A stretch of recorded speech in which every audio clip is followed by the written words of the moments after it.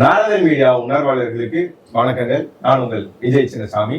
இப்போ இந்திரா கதாநாயகன். இன்னைக்கு நாம சந்திக்க இருப்பது வாஞ்சிநாதன், அதாவது இயக்குனர், இந்திரா திரைப்படத்தின் இயக்குனர் சின்னப்பா கணேசன் அவர்களை சந்திக்க இருக்கிறோம். வணக்கம் ஜி.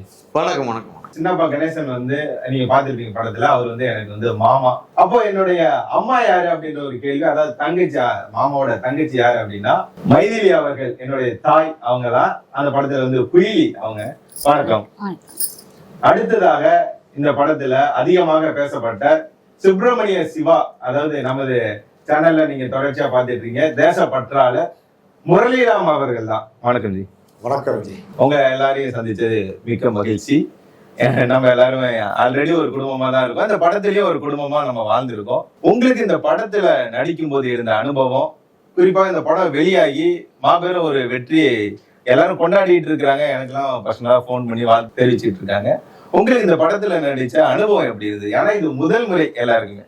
இந்த 25 நாள் எவ்வளவு குயிக்கா எவ்வளவு சீக்கிரம் போயிடுச்சுன்னு நமக்கே தெரியல. ஆனா மறுபடியும் அப்படி ஒரு 25 நாட்கள் நம்மளால பண்ண முடியுமாங்கிறது கொஞ்சம் பிரமிப்பா தான் இருக்கு. ஆனா எல்லா விதத்துல எல்லாருமே ஃபிளெக்சிபிள் ஆகி நல்லா ரசிச்சு, இதுக்கு முன்னால எனக்கு சினிமா துறையினா என்னன்னே தெரியாது. இன்னைக்கு இதுதான் சினிமாவா அப்படின்னு எடுத்தா கூட அதுக்கு ஏதோ எடுத்துக்கிறாங்க அப்படின்னு நினைச்சிருந்தேன். ஆனா அந்த படத்தை ஃபுல்லா போட்டு பார்க்கும்போது தெரிஞ்சது இதுல ஒரு பயங்கரமான ஆழமான கருத்து ஒண்ணு வெளிப்படுது.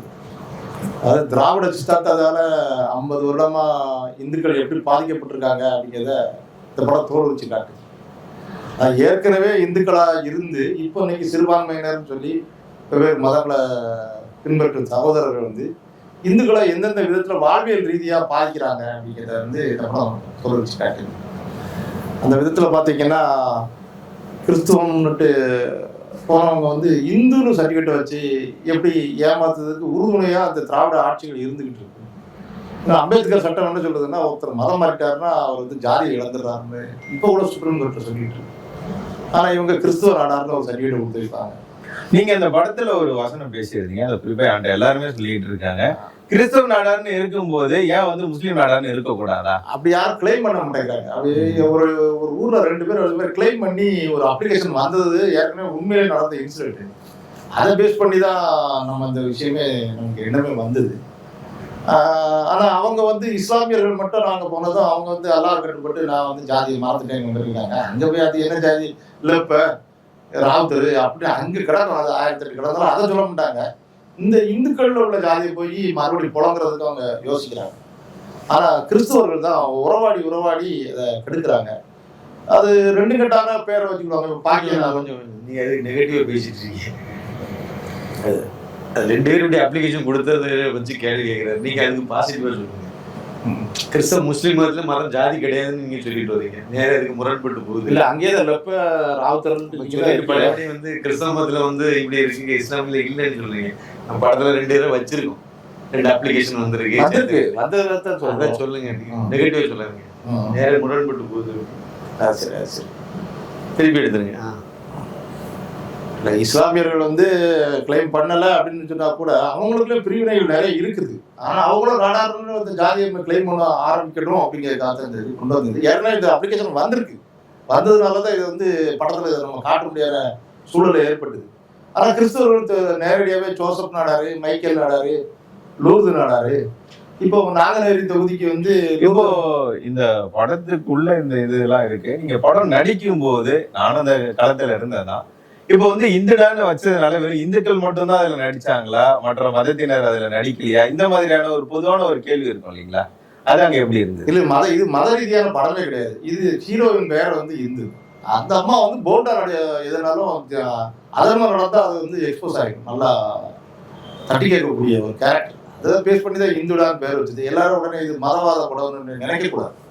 ஆனா நீங்க அதுல கதையில துரு பண்ணி பாத்தீங்கன்னா, இந்துக்கள் அப்படின்னு சொல்லக்கூடியவங்க தான் பெரும்பான்மையினர். சிறுபான்மையினருக்குன்னு தனியா கோட்டா கொடுத்தாச்சு. கொடுத்த பிறகும் பெரும்பான்மையினர் உள்ள கோட்டாவை யூஸ் பண்றதுனால அந்த ஹீரோயின் பாதிக்கப்படுறாங்க.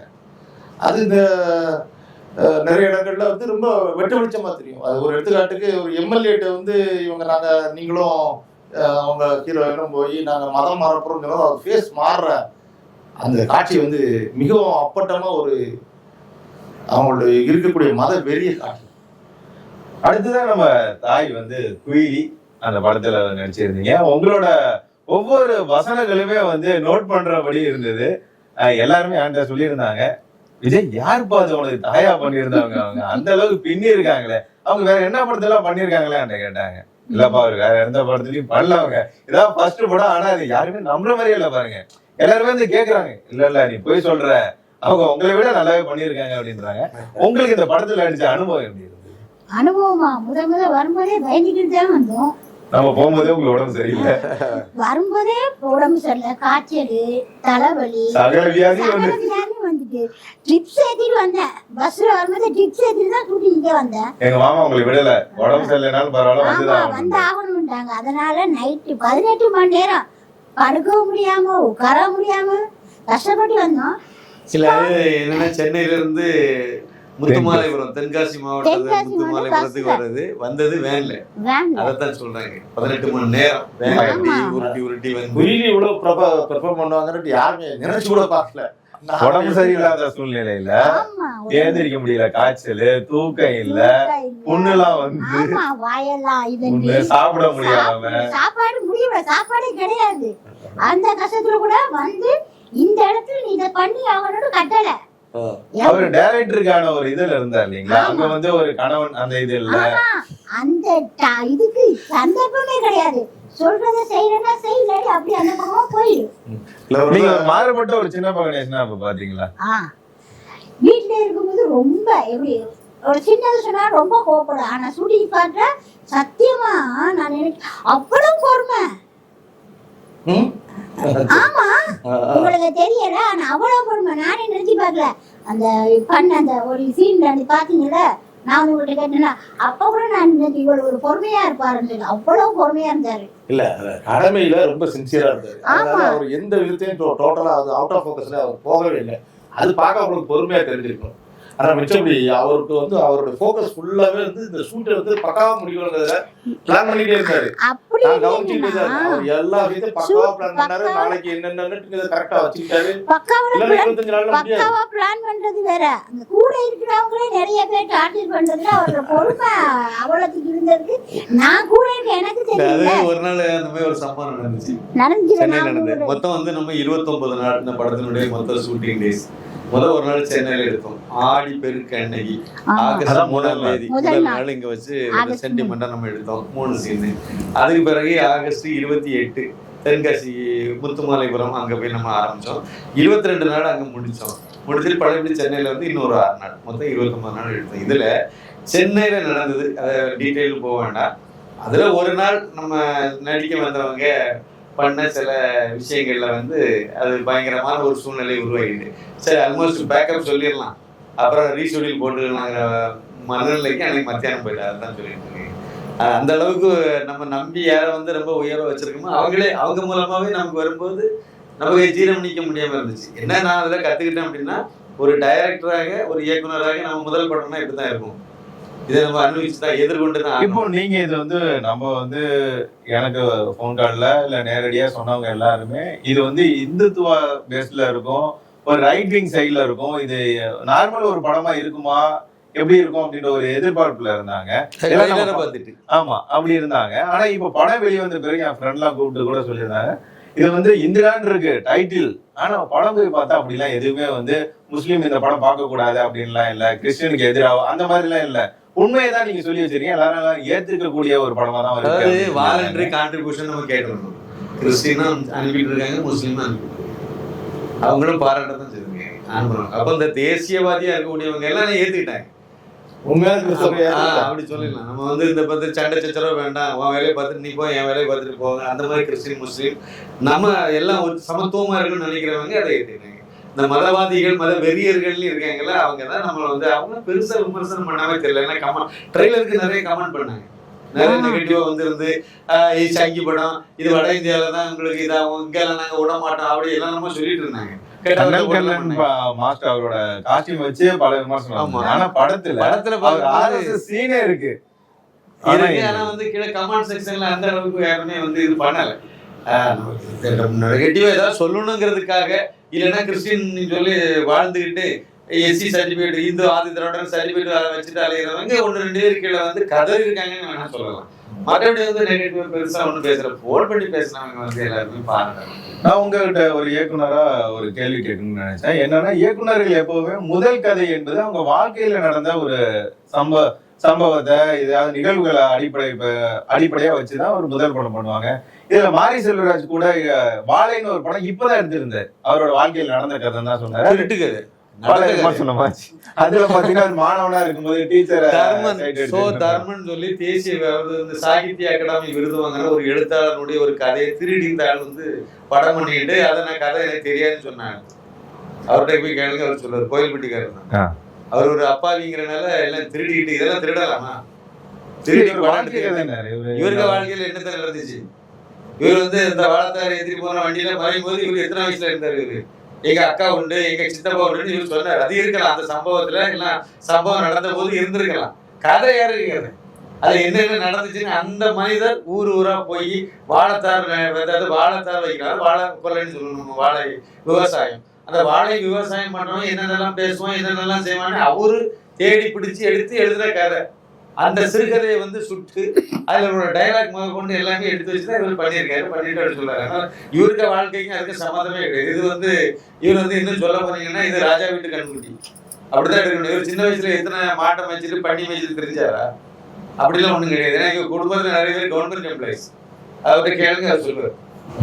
அந்த படத்துல நீட்டுக்கு தடை வாங்கன்னு சொல்லி அவ்வளவு கட்சிகள் நிறைய கட்சிகள் வந்து சொல்லிட்டு.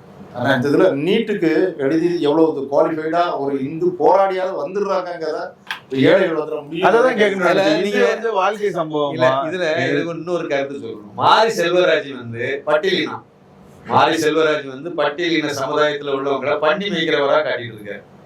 நான் வந்து அவன் டாக்டர் ஆகணும்னு சொல்லி டாக்டரா வர்ற மாதிரி காட்டியிருக்கேன். அவ்வளவுதான் வித்தியாசம். நம்ம பார்வைக்கும் அவருக்கு பார்வைக்கும் அவ்வளவு வித்தியாசம். நான் எனக்கு தோணுது சொல்லுவேன். உயர்வாதான் கொண்டு கடைசியில கிளைமேக்ஸ்ல கதாநாயகன் என்ன சொல்றீங்க?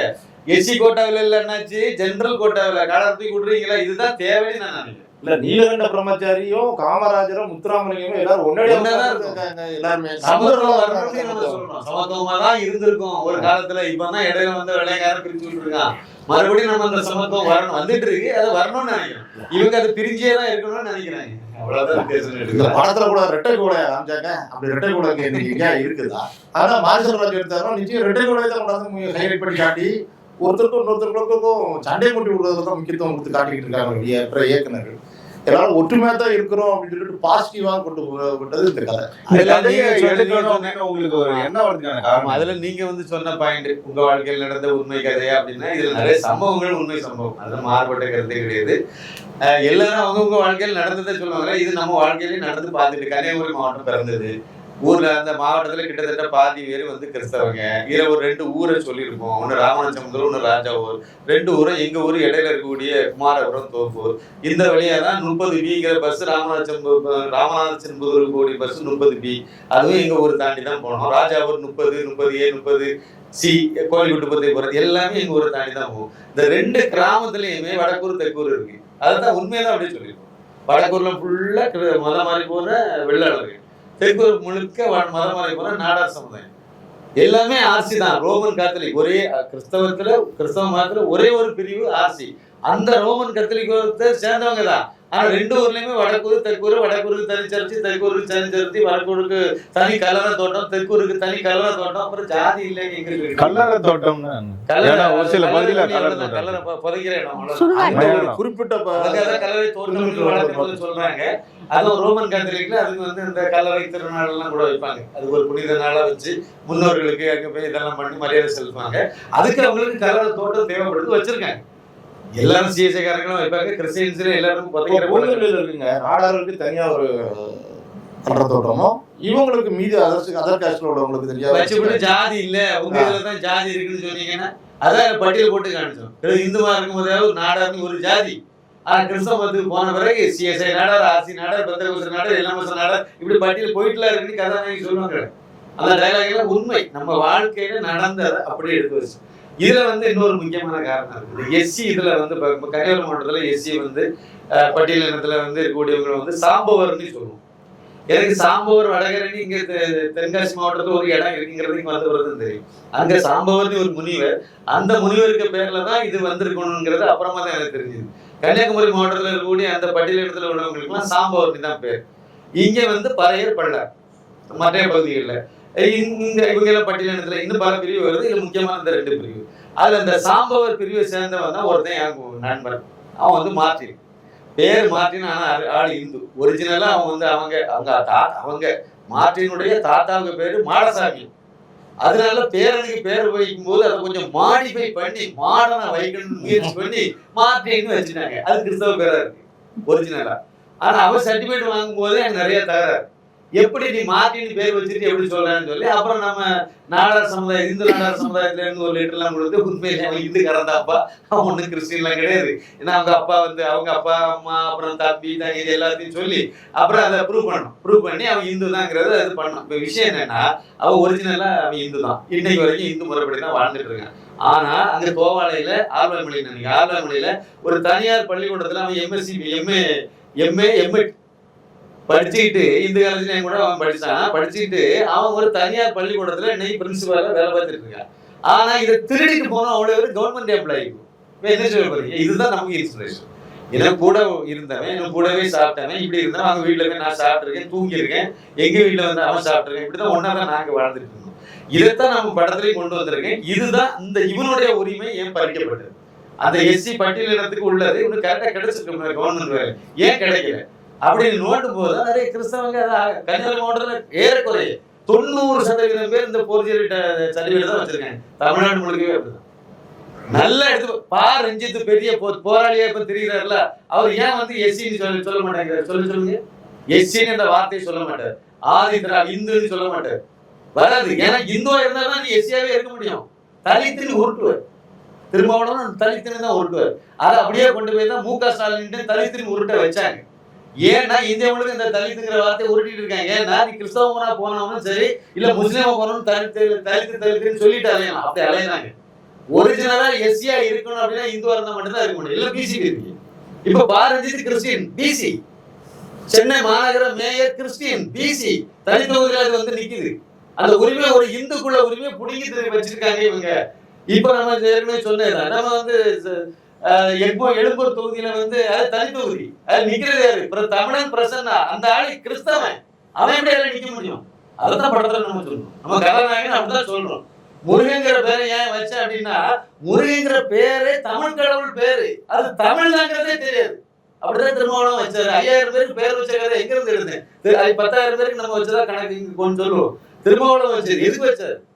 அவ்வளவு பேரும் எல்லாம் ஜான்சன் மோரிசன் எல்லாம் பேரை வச்சு விட்டாங்க. அந்த பேரெல்லாம் மாத்தணும், இல்லைன்னா சர்டிபிகேட் கிடையாது. இந்து ஆதி திராவிடர்னு போனா அங்க விரட்டி விட்டுருவான் வில்லேஜ் ஆபீசர். அதான் ஒரு இன்சிடென்ட் சொன்னேன், நம்ம மார்ட்டின் கதை சொன்னோம். இதை மாதிரி துரத்தி அடிச்சிருவாங்க. அப்ப அதை மாத்தணும். மாத்தினா இப்ப இதான் வன்னி அரசு பெஸ்ட் எக்ஸாம்பிள். வன்னி அரசு அவரோட பேர் பவுல்ராஜ் எங்க அவர் வந்து வன்னி அரசா மாத்திக்கிட்டாரு. ஜவராஜ் இப்ப வன்னி அரசு ஆயிட்டாரு. இப்ப வந்து போய் சர்டிபிகேட் அவன் இந்துதான் சொல்லி சர்டிபிகேட் ஈஸியா இப்ப அந்த தனி தொகுதியில போட்டிடுறாரு. வெற்றி பெறாரா இல்லைங்கிறது வேற கதை. ஒரு இந்துனுடைய உரிமை தானே இந்த ஆளு கொடுக்கிறாரு. திருமாவளவன் மட்டும் 3 பேர் நிப்பாட்டி வச்சிருக்கு. விடுதலை சிறுத்தைகள் சார்பில் மொத்த தொகுதியே 8 தான். 8ல 3 பேர் இந்த மாதிரி அடக்கு வச்சாச்சு. வன்னி அரசு, சிந்தனை செல்வன், ஏற்கனவே அந்த எம்எல்ஏ, ஆனா அந்த கிறிஸ்டின் பக்கா கிறிஸ்டின், ஆனா வந்து தனி தொகுதியில நிக்கிறார். இது எப்படி அம்பேத்கர் சட்டத்தை கேள்வி கொடுத்தாங்க? கரோலி 3 பேரை இப்ப விட்டுருக்கு. திமுக எத்தனை பேர் தெரிஞ்சது தமிழர் பிரசன்னா, இன்னும் அந்த கொங்கு மண்டலத்துல 2-3 பேர் நிக்கிறாங்க. வன்னியா இவரு நம்ம அர்ஜுன் சம்பத் அதை பத்தி கொஞ்சம் பெரிய பிரச்சனை முன்னெடுத்திருந்தார். இதே மாதிரி நீங்க வந்து காங்கிரசினுடைய தலைவர் செல்வ பிறந்தகை அவர் எங்க நிக்கிறாரு? ஸ்ரீபெரும்புதூர் தனி தொகுதி. இந்த ஆளு கிறிஸ்டின், எப்படி நிக்கலாம்? அது எவ்வளவு பெரிய மோசடி. இதை முன்னெடுக்க வேண்டியது இங்க இருக்கக்கூடிய பிரதான எதிர்கட்சி இப்ப இருக்கக்கூடியது, இல்ல அடுத்த ஆளுங்கட்சி வரக்கூடிய அதிமுக கையில எடுக்கணும் இந்த பிரச்சனையை. இந்த தொகுதியில உள்ள அவ்வளவு பேரை ஏத்து நிக்கிறது அதிமுக. அவங்க எடுக்கணும் இந்த பிரச்சனையை, கையில எடுத்திருக்கணும். ஏன் எடுக்கலன்னு எனக்கு தெரியல. அதைத்தான் நம்ம கொண்டு வந்து நம்ம லெவலுக்கு ஒரு முயற்சி பண்ணணும். இப்படிப்பட்ட ஒரு பெரிய அயோக்கியத்தை வெளியே போட்டு உடைக்கிறோம். அதான் ஒரு தடவை பேச முடியாது, வாயை மூடிட்டு இருக்கேன். இதெல்லாம் பெரிய அயோக்கியத்தனம். அதாவது கிறிஸ்டினா போயிட்டீங்கனாலும் பிசி போயிட்டீங்க. அப்புறம் என்ன, நாங்க தலித்துன்னு உருட்டிக்கிட்டு எஸ்சிகளுக்காக நாங்க பாடுபடுறோம்னு சொல்லிட்டு அப்படியே இந்த பாப்பான்னு உருட்டிக்கிட்டு என்ன வேலை இது? நீனே பிசி போயிட்டல. அங்க நெல்லையில மத மாதிரி போன அப்பா இருக்காருல, அவர்கிட்ட பொண்ணு கட்டி விடுங்க, இல்ல அவர்கிட்ட பொண்ணு எடுக்க போங்க. அவர் கிறிஸ்டின் தானே, நாடாரு, அவரும் பிசி நீங்களும் பிசி.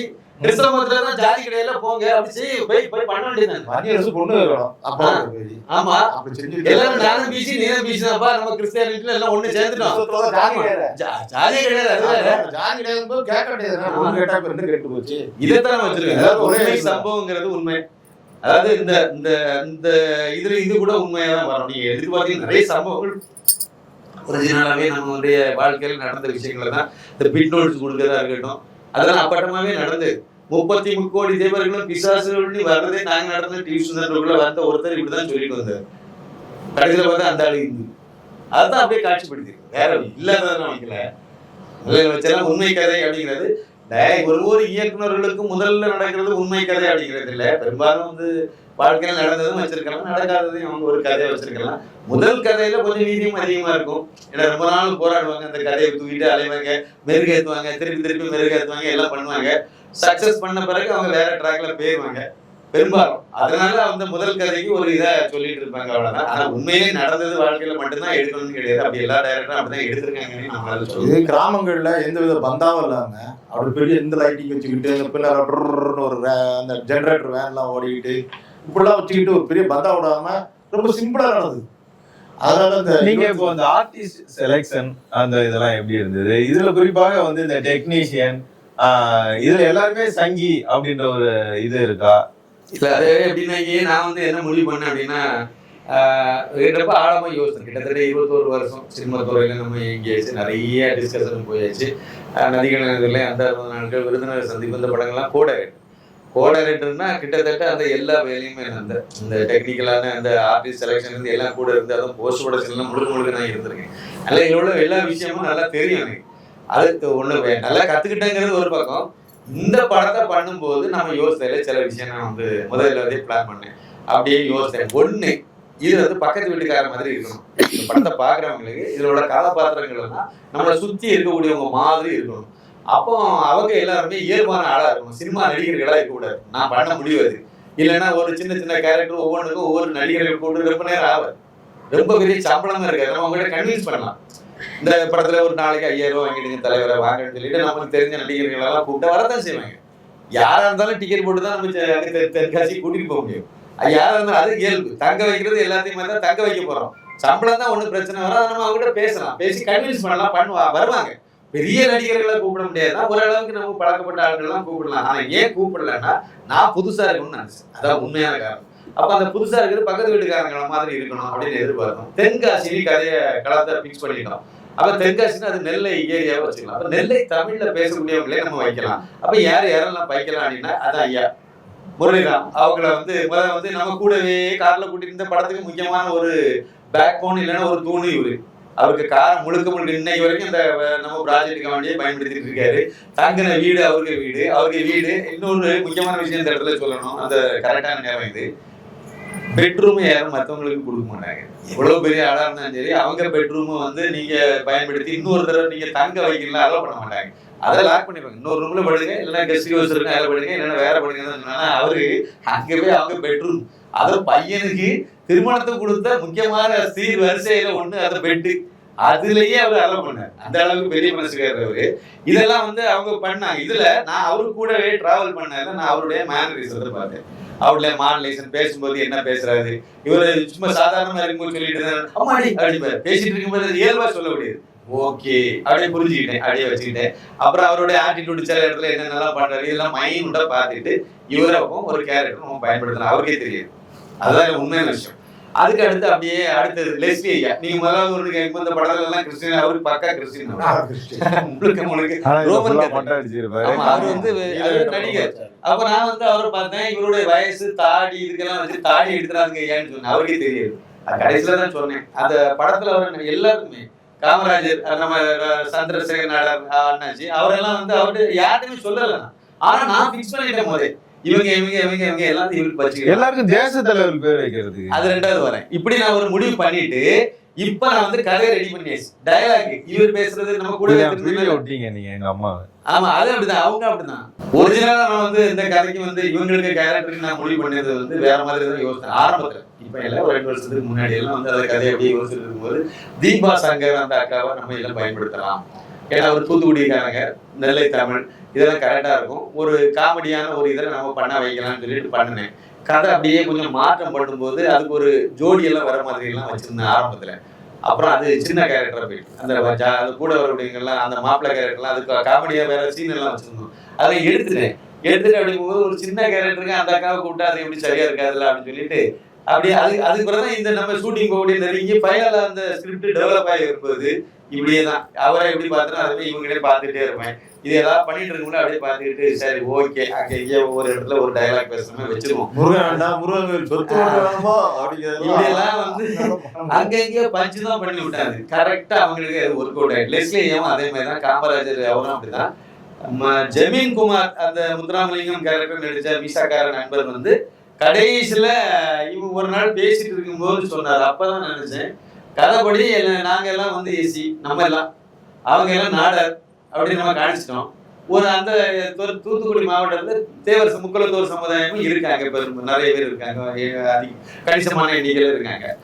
அப்ப யோசித்தேன், அப்ப இந்த கதைக்காலத்துக்கு அப்போ வந்து முக்குளத்தோர் சமுதாயத்துல இருந்த ஒரு தடவை இருந்தா தான் நல்லா இருக்கும்னு முடிவு பண்ணோம். இந்த லொகேஷன் எல்லாம் பார்த்துட்டு அலையும் போது அந்த தொடக்க நிலையில அப்ப அப்படியே பார்த்தோம்னா ஒரு அறிமுகம் கிடைச்சது. உடனே அவரும் வந்து சினிமாவுக்காக அலைஞ்சிக்கிட்டே இருக்காரு, சின்ன சின்ன கேரக்டர் நடிச்சுக்கிட்டு அப்படியே ஓடிட்டு இருக்கக்கூடியவர். அப்ப அவரை அப்படியே பார்த்தோம், சரி ஓகே இவரையும் பயன்படுத்திக்கலாம் அப்படின்னு எடுத்தா. அது என்ன நமக்கு சாதகமா போச்சுன்னா, அவரும் வலதுசாரி நம்மளுடைய தேசியவாதி, இவங்களும் தேசியவாதி, லெஸ்லியும் தேசியவாதி, காமராஜர் அண்ணாச்சியும் தேசியவாதி, நீங்களும் தேசியவாதி, நானும் தேசியவாதி, மைதிலியும் தேசியவாதி. இது வந்து அமைஞ்சவங்க எல்லாருமே தேசியவாதியாவே ஒரு இது நமக்கு வாய்ப்பா அமைஞ்சு போச்சு. இதுக்கு நிதி உதவி பண்ண எல்லாருமே, இதுக்கு வந்து நிதி கொடுத்தவங்க, அதாவது இதுக்கு முதலீடு செய்த எல்லாருமே தேசியவாதிகள். அப்ப எல்லாமே நிதி கொடுத்தவங்க தேசியவாதி, நடிச்சவங்க தேசியவாதி, பார்க்க போறது தேசியவாதி தான் அப்படின்னு சொல்லி முடிவு பண்ணி எல்லாருக்கும் பல தொழில் உண்டு. ஆனா அந்த மூவில எல்லாரும் ஒருங்கிணைச்சிட்டோம். சிவில் இன்ஜினியர் இதெல்லாம் பண்ணிட்டு அப்புறமா தான் சொன்னேன், ஐயா இந்த மாதிரி எனக்கு சினிமாவே தெரியாது, ஒண்ணும் செய்ய வேண்டாம், சொல்றது மட்டும் பண்ணுங்க ஓகே. அதை பாத்துட்டேன்ல, இவருடைய கேரக்டர் எடுத்து இவருடைய வந்து குழந்தைய கூடாது. நடிப்புன்னா என்ன தெரியுமா, நீங்க இப்படி பண்ணணும்னா சுத்தமா சொதப்பிடும். அப்ப அப்படி பண்ணக்கூடாது. அவங்க என்ன பண்ணுவாங்கன்னு நமக்கு தெரியும்ல, அவங்ககிட்ட டயலாக் மட்டும் கொடுத்து பேசுங்க பாத்துக்கலாம் அப்படின்னு. நான் தான் பண்ண போறேன், சும்மா பேசுங்க அப்படின்னு ரிஹர்சல் கொடுத்தோம். அவர் உடனே அப்படி அப்படியே பண்ணாரு. ஓகே அப்படியே மைண்ட்ல இருந்து இது ஓகே தான். சரி அவர் லெஸ்லியா அவருக்கு இதை அப்படி பண்ணாரு, காமராஜர் என்னாச்சு அவருக்கு இதை பண்ணாரு. இப்படி ஒவ்வொருத்தரையும் நம்ம வந்து இங்க உட்கார வச்சு ரிஹர்சல் கொடுத்து பண்ணிட்டே போகணும். கரெக்டா ஒர்க் அவுட் ஆச்சு. இருந்தாலும் எனக்கு ஒரு டவுட் வந்துச்சு, அவுட்புட் வரும்போது என்ன வரப்போகுது தெரியல. ஆனா ஷூட்டிங் பண்ணும்போது ஓரளவுக்கு தெரிஞ்சு. நான் ஒண்ணு சொல்லணும், எல்லாருக்கும் ரிஹர்சல் கொடுத்தாரு, எனக்கு ஒரு நாளாவது கொடுத்தாரு. நீங்க வாழ்க்கையில ஃபுல்லாவே எல்லாத்துக்கும் ரிஹர்சல் பண்றது காப்பி கொடுத்தாங்க. ஏன்னா இவங்களுக்கு கவலை எல்லாம் ஏன்னு தெரியுமா, ஒரு பெரிய பிளஸ் இருந்தது என்னன்னா, ஒரு இதை நம்ம சொல்லி கொடுத்துட்டு இதை அப்படியே சொல்ல சொல்லிடுவோம். எனக்கு டயலாக் ஷீட் எடுத்துட்டு படிச்சுட்டு இருப்பேன். அங்க கரெக்டா கேமரா வச்சு எல்லாம் வாங்கணும்.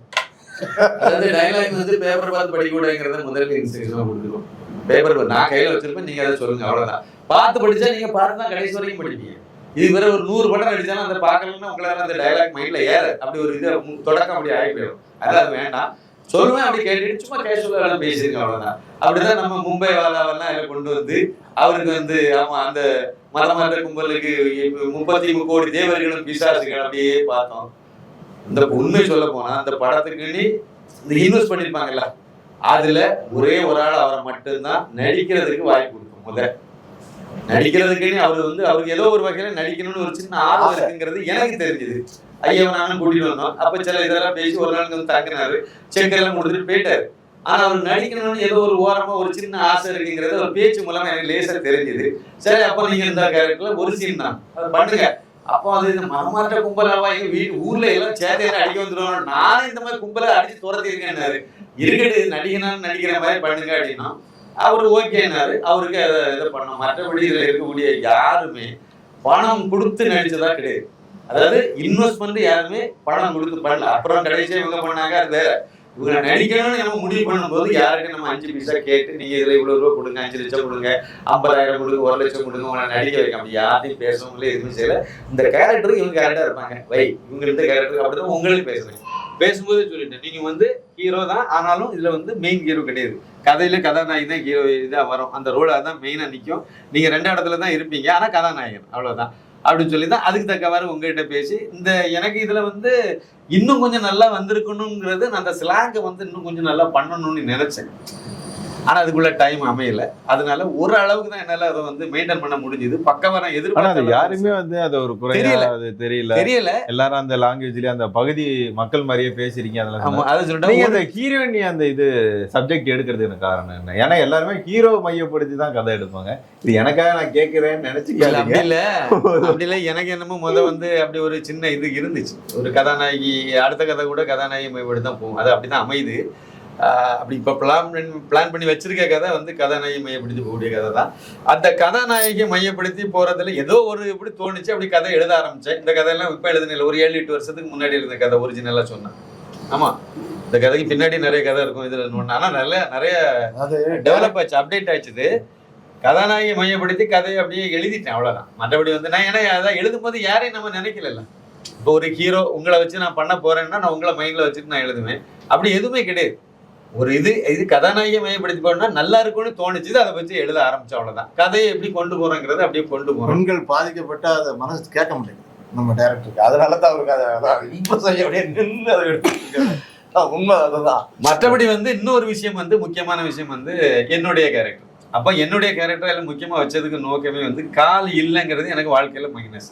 அதை அந்த படத்துல நம்ம பிளஸ் ஆக்குவோம், பிளஸ்ஸா பயன்படுத்துவோம் அப்படின்னு சொல்லிட்டு ஒரு முடிவு பண்ணிட்டு தான் அதுக்கு தக்கவாறு வச்சேன். சார் இன்னும் நிறைய பேர் இப்ப என்கிட்ட கேட்கிற ஒரே கேள்வி, இல்லைன்னா மைதிலிட்ட கேட்கக்கூடிய ஒரே கேள்வி, எதுக்கு கடை சீன்ல அவர் வரல? வாஞ்சிநாதனை கடை சீன்ல ஏன் காணிக்கல? அவரு கடைக்கு போயிட்டாரு. சொன்னாங்க அவரு ஹாஸ்பிட்டல்ல இருக்கும் போதும் நான் இல்ல, ஹோட்டல்லயும் நான் இல்ல. ஏன்னு கேட்டா அவர் ஹாஸ்பிட்டல்ல இருக்கும்போது நீ ஹோட்டல்ல பாத்துக்கிறப்பா, அவர் ஹோட்டல்ல இருக்கும்போது நான் வந்து ஹாஸ்பிட்டல்ல உங்களை பாத்துக்கிறேன்னா பாருங்க. ஆளை ஏயா காட்டலன்னு கேட்டா என்னை வச்சு சமாளிச்சுட்டு இருக்காங்க. ஒண்ணும் கிடையாது. அதுல ஒரு சின்ன லாஜிக் வந்து இல்ல மச்சான்னு ஒரு வார்த்தை வச்சிருக்கீங்கல்ல, அது ஏன் மச்சான் ஒரு வார்த்தை? நல்ல கேள்வி. இது வரைக்கும் யாரும் அதை பத்தி கேட்கவே இல்லை. உண்மையிலே வந்து இங்க நம்ம நடைமுறையில மச்சாளுங்கிறது இல்ல. தமிழ்நாட்டுல மச்சான்லாம் சொல்லிட்டு தெரியும், ஆனா மச்சாளுங்கிற வார்த்தையை நம்ம பயன்படுத்த பெரும்பாலும் இல்லை. அத்தான் சொல்லுவோம், ஆனா வந்து கொழுந்தின்னு சொல்லுவோம். அந்த மாதிரி தான் நம்ம சொல்லுவோம். மைனி, கொழுந்தி, அண்ணி, கொழுந்தி, இதெல்லாம் வந்து நம்ம தென் தமிழகத்துல எங்க ஏரியாலாம் நல்லா உண்டு, அவங்களுக்கும் உண்டு. அந்த மச்சான்ங்கிற வார்த்தை வந்து இலங்கையில இருக்கு. மைதிலிக்கு இதுல வந்து சொந்தக்காரங்க எல்லாம் பேசும்போது வந்து அந்த மாமா பையன், மாமா பொண்ணு, இவங்க எல்லாம் பேசும்போது வந்து ஒரு பொண்ணை சொல்றேன் அப்படின்னா மாமா பொண்ணு அப்படின்னா மச்சாள் அப்படிம்பாங்க. அது வந்து பெண்ணா சொன்னாலும் சரி, இல்ல ஒரு பையன் வந்து ஒரு பொண்ணை சொன்னாலும் சரி, அந்த மச்சாளுங்கிறது அவங்க கேஷுவலா நடைமுறையில இருக்கு. நடைமுறையில யதார்த்தமா அவங்க பேசுறது. அப்ப அங்க போய் அதை பார்த்துட்டே இருக்கும்போது நான் இந்த வார்த்தை ஒரு இது இருக்கு, இது கொஞ்சம் நம்ம பயன்படுத்துவோமே அப்படின்னு சொல்லிட்டு அந்த வார்த்தையை ஸ்பெசிபிக்கா இல்ல மச்சாள்னு வச்சேன். ஆனா அது ஓகே, அதை யாருமே அதை வந்து கேட்கல. இல்ல கேட்டாங்க எல்லாருமே மச்சாளுக்கு வார்த்தை எப்படி இருந்துச்சு, மச்சாளுக்கு சாதாரண கூட மாட்டாங்க, வித்தியாசமான ஒரு வார்த்தை. அது எங்க வீட்டுல எல்லாரும் எங்க தம்பி பசங்க தங்கச்சி பொண்ணா மச்சான்னு கூப்பிடுவாங்க, தங்கச்சி பொண்ணு தம்பி பொண்ணு பையனா அத்தான்னு கூப்பிடுவா. இப்ப பொம்பளை பிள்ளை எல்லாரும் மச்சாளன்னு தான் கூப்பிடுவோம் எங்க வீட்டுல எல்லாரும். மாமா பொண்ணா இருந்தாலும் சரி, அத்தை பொண்ணா இருந்தாலும் மச்சாள் தான். அதை அப்படியே எடுத்து இதுல வச்சோம். அது கொஞ்சம் வார்த்தை தானே, அதுல சந்தேகம் கிடையாது. மச்சான்ன்றது இது ஒரு அர்த்தம் சொல்றீங்க. தேச தலைவர்களோட பேர் வைக்கிறது இது ஒரு முக்கியமானது. இது நான் வைக்கணும்னு தான் அப்படியே பண்ணிட்டு இருந்தேன். மோடி தமிழகம் புக் எடுத்து பாத்தீங்கன்னா ஒவ்வொரு சாப்டர்லயும் ஒரு இன்ட்ரோடக்ஷன் இருக்கும். பெரும்பாலும் 27 சாப்டர்னா இல்ல ஒண்ணுல மட்டும்தான் என்னுடைய கதையை நம்ம அனுபவத்தை எழுதியிருப்போம். சாப்டர்ல ஓப்பனிங்ல ஒரு இன்ட்ரோடக்ஷன் மாதிரி கொடுத்துருப்போம். அதில் மற்ற எல்லாமே மறைக்கப்பட்ட சுதந்திர போராட்ட வீரர்களை வந்து குறிப்பிட்டுட்டே போயிருப்போம். GS லட்சுமண் ஐயர்லாம் அதில் வந்திருப்பாரு, வாஞ்சிநாதன் வந்திருப்பாரு. இது எல்லாமே நம்ம அதில் அப்படி கொண்டு வந்துட்டே வந்தேன். இதேமாதிரி படத்துல வரும்போது எனக்கு வந்து அந்த தேச தலைவர்கள், சுதந்திர போராட்ட வீரர்களுக்கு மேல நமக்கு எப்பவுமே ஒரு பெரிய மரியாதை உண்டு.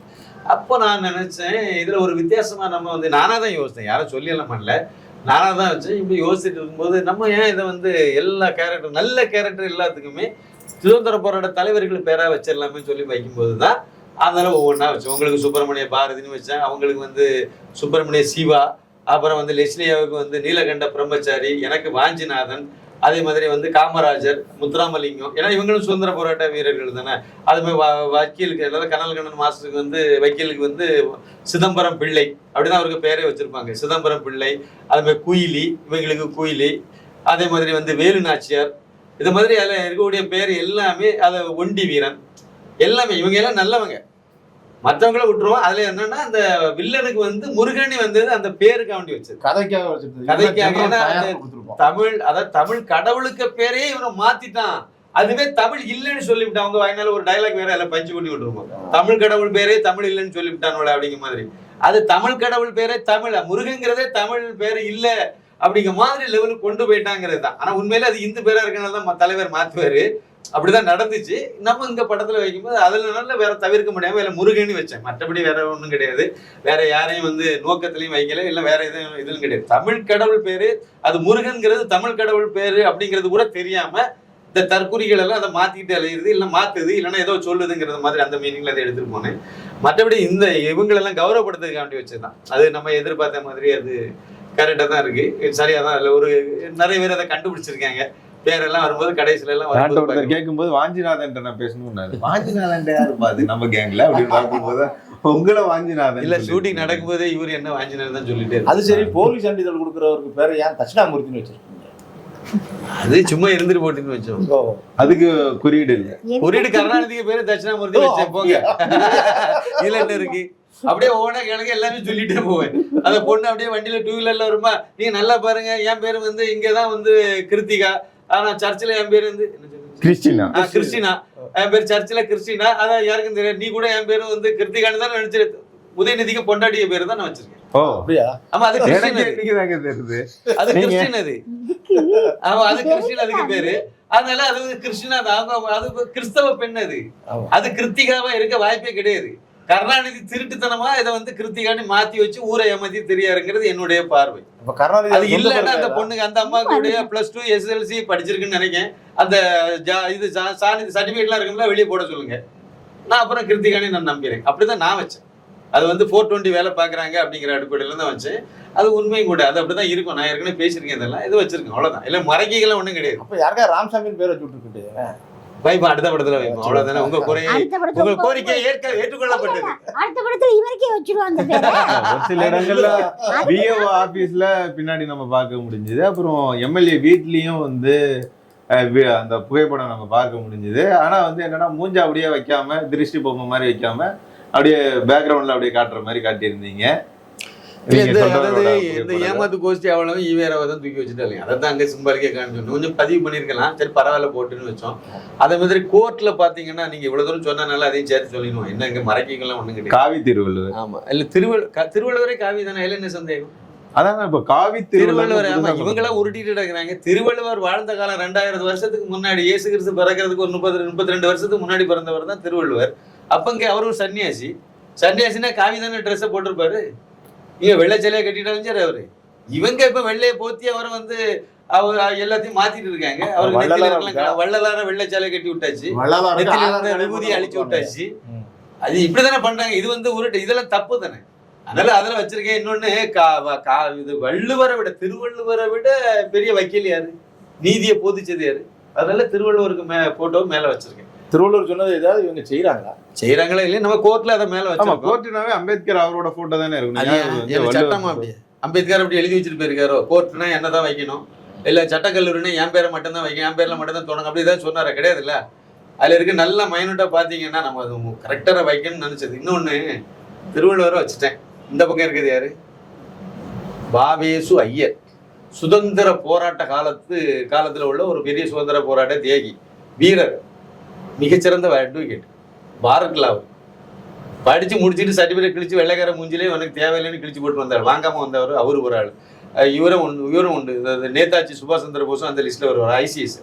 அந்த சட்டம் இதெல்லாம் உனக்கு வேண்டாம், எனக்கு படிக்க முடியும்னு காணிக்கணும், அவ்வளவுதான் பண்ண அப்படிங்கிற மாதிரி தான் அந்த எல்லாம். அவ்வளவு பெரிய ஆட்கள் அவங்க. இவர் வந்து சென்னை மாகாணத்திலே கோல்டு மெடலிஸ்ட். அவர் நம்பர் 1 வந்தவர் தான் வாவேசு ஐயர், மிகச்சிறந்த அட்வொகேட். இவரை விட அம்பேத்கர் பெரிய அட்வொகேட் கிடையாதுங்கிறது என்னுடைய அடுத்த பாயிண்ட். நம்ம வாவு சிதம்பரம் பிள்ளை பக்கத்துல அவர் தான் இருப்பார். தமிழ்நாட்டு வெள்ளைக்காரன் காலத்துல வெள்ளைக்காரன் கோர்ட்ல வெள்ளைக்காரனை எதிர்த்து வாதாடி நீதியை நிலைநாட்டினவர். தொழிலாளர்களுக்கு, கோரல் மில் தொழிலாளிகளுக்கு எல்லாம் உரிமை வாங்கி கொடுத்தவர். மிகப்பெரிய அட்வொகேட் அவர். அவரை விட நீங்க வந்து கம்பேர் பண்ணி பாத்தீங்கன்னா இவரு அம்பேத்கர்லாம் பெரிய ஆளுன்னு சொல்ல முடியாது. இன்னொரு முக்கியமான விஷயம் இருக்கு. அம்பேத்கர் வட இந்தியாக்காரர், இவங்க எல்லாம் நம்ம தமிழ்நாட்டுக்காரங்க. அதனால இவங்கள முன்னிலைப்படுத்தன்னு வச்சோம். அப்படி வச்சு அப்படியெல்லாம் போயிட்டு இருக்கும்போது நம்ம ஆர்ட் டைரக்டர் ராஜு கொண்டு வந்ததுல ஒரு போட்டோ வந்து இவர் மற்ற போட்டோ சில இடத்துல இன்னும் போட்டோ ஃபில்அப் பண்ணா நல்லா இருக்கும்னு சொன்னாங்க. அவங்க ஒரு 6-7 போட்டோ வச்சிருந்தாங்க. அதுலதான் வந்து இவரெல்லாம் வந்தார். இந்த மற்ற தலைவர்கள் எல்லாம் வச்சது அப்படிதான் வச்சோம். நான் வச்சது வைக்கணும்னு நினைச்சு ரெடி பண்ணது முழுக்க என்னுடைய சாய்ஸ் எதுவா இருந்துச்சுன்னா திருவள்ளுவர் அதுல, அப்புறம் வாவேசு ஐயர், அப்புறம் இந்த பக்கம் வந்து வாவு சிதம்பரம் பிள்ளை, அப்புறம் வந்து சுப்பிரமணிய பாரதியார், கொடிகாத்த குமரன், இவங்களெல்லாம் நம்ம வச்சுக்கிட்டு வந்தோம். அந்த இடம் இன்னும் கொஞ்சம் கேப் இருக்கு, வைக்கலாம்னு அப்துல் கலாம் இப்படியெல்லாம் வச்சோம். அம்பேத்கரை வைக்க கூடாதுன்னு எல்லாம் கிடையாது. தெருவுல எல்லாம் பாத்தீங்கன்னா அம்பேத்கரை தான் நம்ம ரசிக்கிறதே வச்சிருக்கோம். அவர் ஒரு மிகப்பெரிய ஆளுங்கிற எங்களோட தெருவே அதானே அம்பேத்கர் தெரு. அதுல எல்லாம் நமக்கு எந்த இதுவும் கிடையாது. அவரை இழிவுபடுத்துவதோ அதெல்லாம் அந்த மாதிரி அர்த்தம் கிடையாது. கோர்ட்டுனாலே அவரை தான் வைக்கணும்னு நீ ஏன் திணிக்கிறான்னு சொல்றேன். அதைத்தான் நான் சொல்றேன். அவரை தான் வைக்கணுங்கிற மாதிரி ஒரு கட்டமைப்பு. நீங்க ஒரு 1960-70களில் வந்த படங்கள்லாம் பாருங்க, யாருமே இருக்க மாட்டாங்க. தமிழ்நாட்டில் உள்ள மூதாதையர்கள் ஏதோ ஒண்ணா வச்சு நமக்கே தெரியாது, அப்படி பெரிய தலைவரை கொண்டு வச்சிருப்பாங்க. அப்படிதான் படம் எடுத்திருக்காங்க. இன்னைக்கு அதுக்கப்புறம் பார்த்தா திடீர்னு இந்திரா காந்தி, அப்புறம் நேரு, அப்புறம் இந்திரா காந்தி, அப்புறம் ராஜீவ் காந்தி. என்னங்க இது? கோர்ட்டுனால இவங்களுக்கு என்ன எழுதி கொடுத்துருக்கா? இவங்க ஏதாவது படிச்சாங்களா? அதுல எதுக்கு வச்சிருக்காங்க? எந்த கான்செப்டும் கிடையாது. அப்பதான் இதெல்லாம் புரிஞ்சுக்கிட்டு நம்ம தமிழ்நாட்டில் உள்ள அட்வொகேட்டை முன்னிலைப்படுத்துவோம். வழக்கறிஞர்கள், அதாவது சுதந்திர போராட்ட காலத்துல உள்ளவங்களை நம்ம முன்னிலைப்படுத்தணும்னு நினைச்சு அதனால வச்சிருக்கேன். ஆனா அம்பேத்கரும் இருப்பாரு, இன்னொரு இடத்துல இருப்பாரு. அவர் கரெக்டா இதுல இவங்களுக்கு பின்னாடி இல்ல, இந்த பக்கம் ஆப்போசிட்ல இருந்தாலும் இருக்க மாட்டாரு. இருப்பாரு, ஆனா அவரும் இருப்பாரு. இதுல தீர்ப்பு சொல்லும் போதெல்லாம் ஒரு சின்ன விஷயம் சொல்லிடுது. இந்திய அரசியலமைப்பு சட்டத்தை எழுதுனது அம்பேத்கர்னு சொல்றாங்க. ஆக்சுவலா உண்மையில அம்பேத்கர் கிடையாது. அது எழுதுறது வேற ஏதோ ஒரு ராவுன்னு ஒரு பீமராவோ இன்னொரு பேர்ல உள்ளவர் தான் எழுதுவாரு. அந்த நிர்ணய சபையில அவரும் இருந்தாரு. இதுல இவர் ஒரு டிடி கிருஷ்ணமாச்சாரி இதெல்லாம் வந்தாங்கன்னு சொல்லுவாங்க. நம்ம அதை ஏத்துக்கோம். அதை நம்ம இல்லைன்னு சொல்லல. அதுக்காக வேண்டி எல்லாமே சட்டக்கல்லூரியா இருந்தாலும் அவர் தான், தெருவுல இருந்தாலும் அவர் தெல தான் வைக்கணுங்கிறது. இன்னும் ஒரு முக்கியமான விஷயம் தெரியுமா? வருத்தமான விஷயம். நான் பள்ளிக்கூடத்துல படிச்சு வெளியே வர்றது வரைக்கும், காலேஜ் வரைக்கும் கூட எடுத்துக்கணுங்க, எனக்கு அம்பேத்கரை ரொம்ப பிடிக்கும். ஒரு தேச தலைவரா தான் நான் அவரை பார்த்தேன், ஜாதி தலைவரா பார்க்கல. இப்ப ஜாதி தலைவரா ஆக்கி வச்சு விட்டீங்கல்ல. அம்பேத்கரையும் பிடிக்கும், காமராஜரையும் பிடிக்கும், எனக்கு வந்து இவரு முத்துராமலிங்க தேவரையும் பிடிக்கும், வாவு சிதம்பரம் பிள்ளையும் பிடிக்கும், நேதாஜி சுபாஷ் சந்திர போஸை பிடிக்கும், வாஞ்சிநாதனை பிடிக்கும். இவங்க எல்லாம் தேடி தான் நம்ம தெரிஞ்சுக்கிட்டோம். ஆனா அதுக்கு ஒரு கட்டத்துக்கு மேல வரும்போது இப்ப அம்பேத்கர்னு சொன்ன உடனே அது ஏதோ வந்து எஸ்சி பட்டியல், எஸ்சியுடைய தலைவர், ஜாதி தலைவர் ஆகிட்டீங்களா? அது வந்து ஒரு அவர்சனம் எல்லாத்தையும் உருவாக்கி வச்சு விட்டீங்களா? அம்பேத்கர் திரும்புறமே ஆக்கி விட்டீங்களா? அதை செய்தது நீங்க தானே. திருமாவளவன் அன்கோ தானே இதை பண்ணீங்க. அது தப்பு தானே. அது செய்திருக்க கூட இல்லை, அது செய்து விட்டீங்க. அதனால நம்ம ஒண்ணு அவருக்கு மேல உள்ள மரியாதை எல்லாம் குறைக்கல.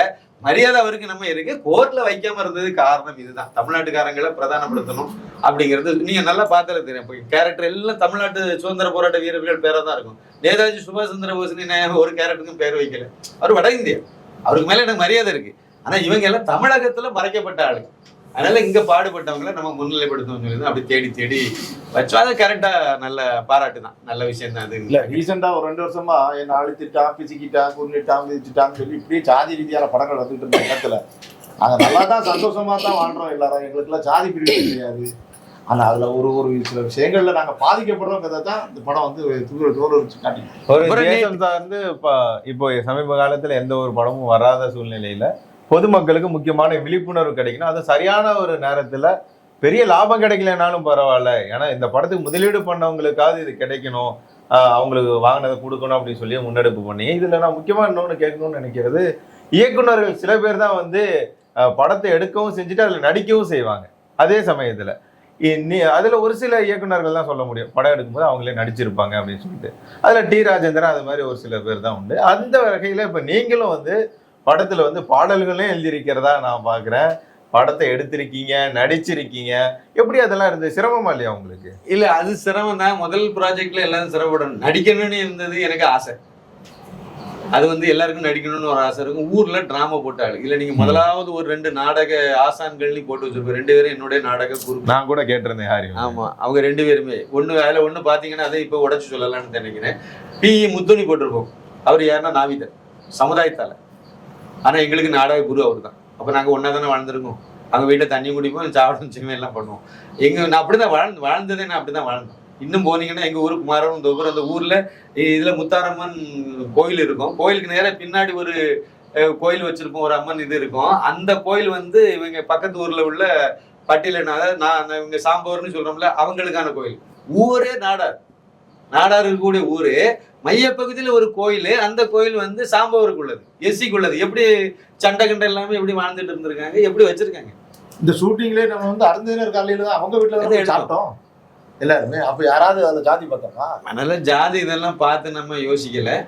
அதனால எனக்கு வந்து நாடகம் வந்து ஊர்லயே நாடகம்லாம் நான் நடிச்சிட்டு இருந்தாலே, நாடகத்துல வந்து இந்த இவங்களுக்கெல்லாம் உதவி இயக்குனராக இருந்து அங்கே நம்ம படியெல்லாம் செய்யறோம். அது வேற ஒரு ட்ராக்ல போகும். அந்த அந்த ட்ரைனிங் எல்லாம் கொடுக்கறது, ரிஹர்சல் கொடுக்கறது. அப்ப நான் ஒரு விஷயம் அப்பவே எனக்கு மைண்ட்ல ஃபிக்ஸ் ஆன ஒரு விஷயம் எப்படின்னா, நீங்க வந்து கலைக்கல்லூரி இதெல்லாம் நிறைய இருக்கு, எல்லாரும் கோச்சிங் கொடுப்பாங்க.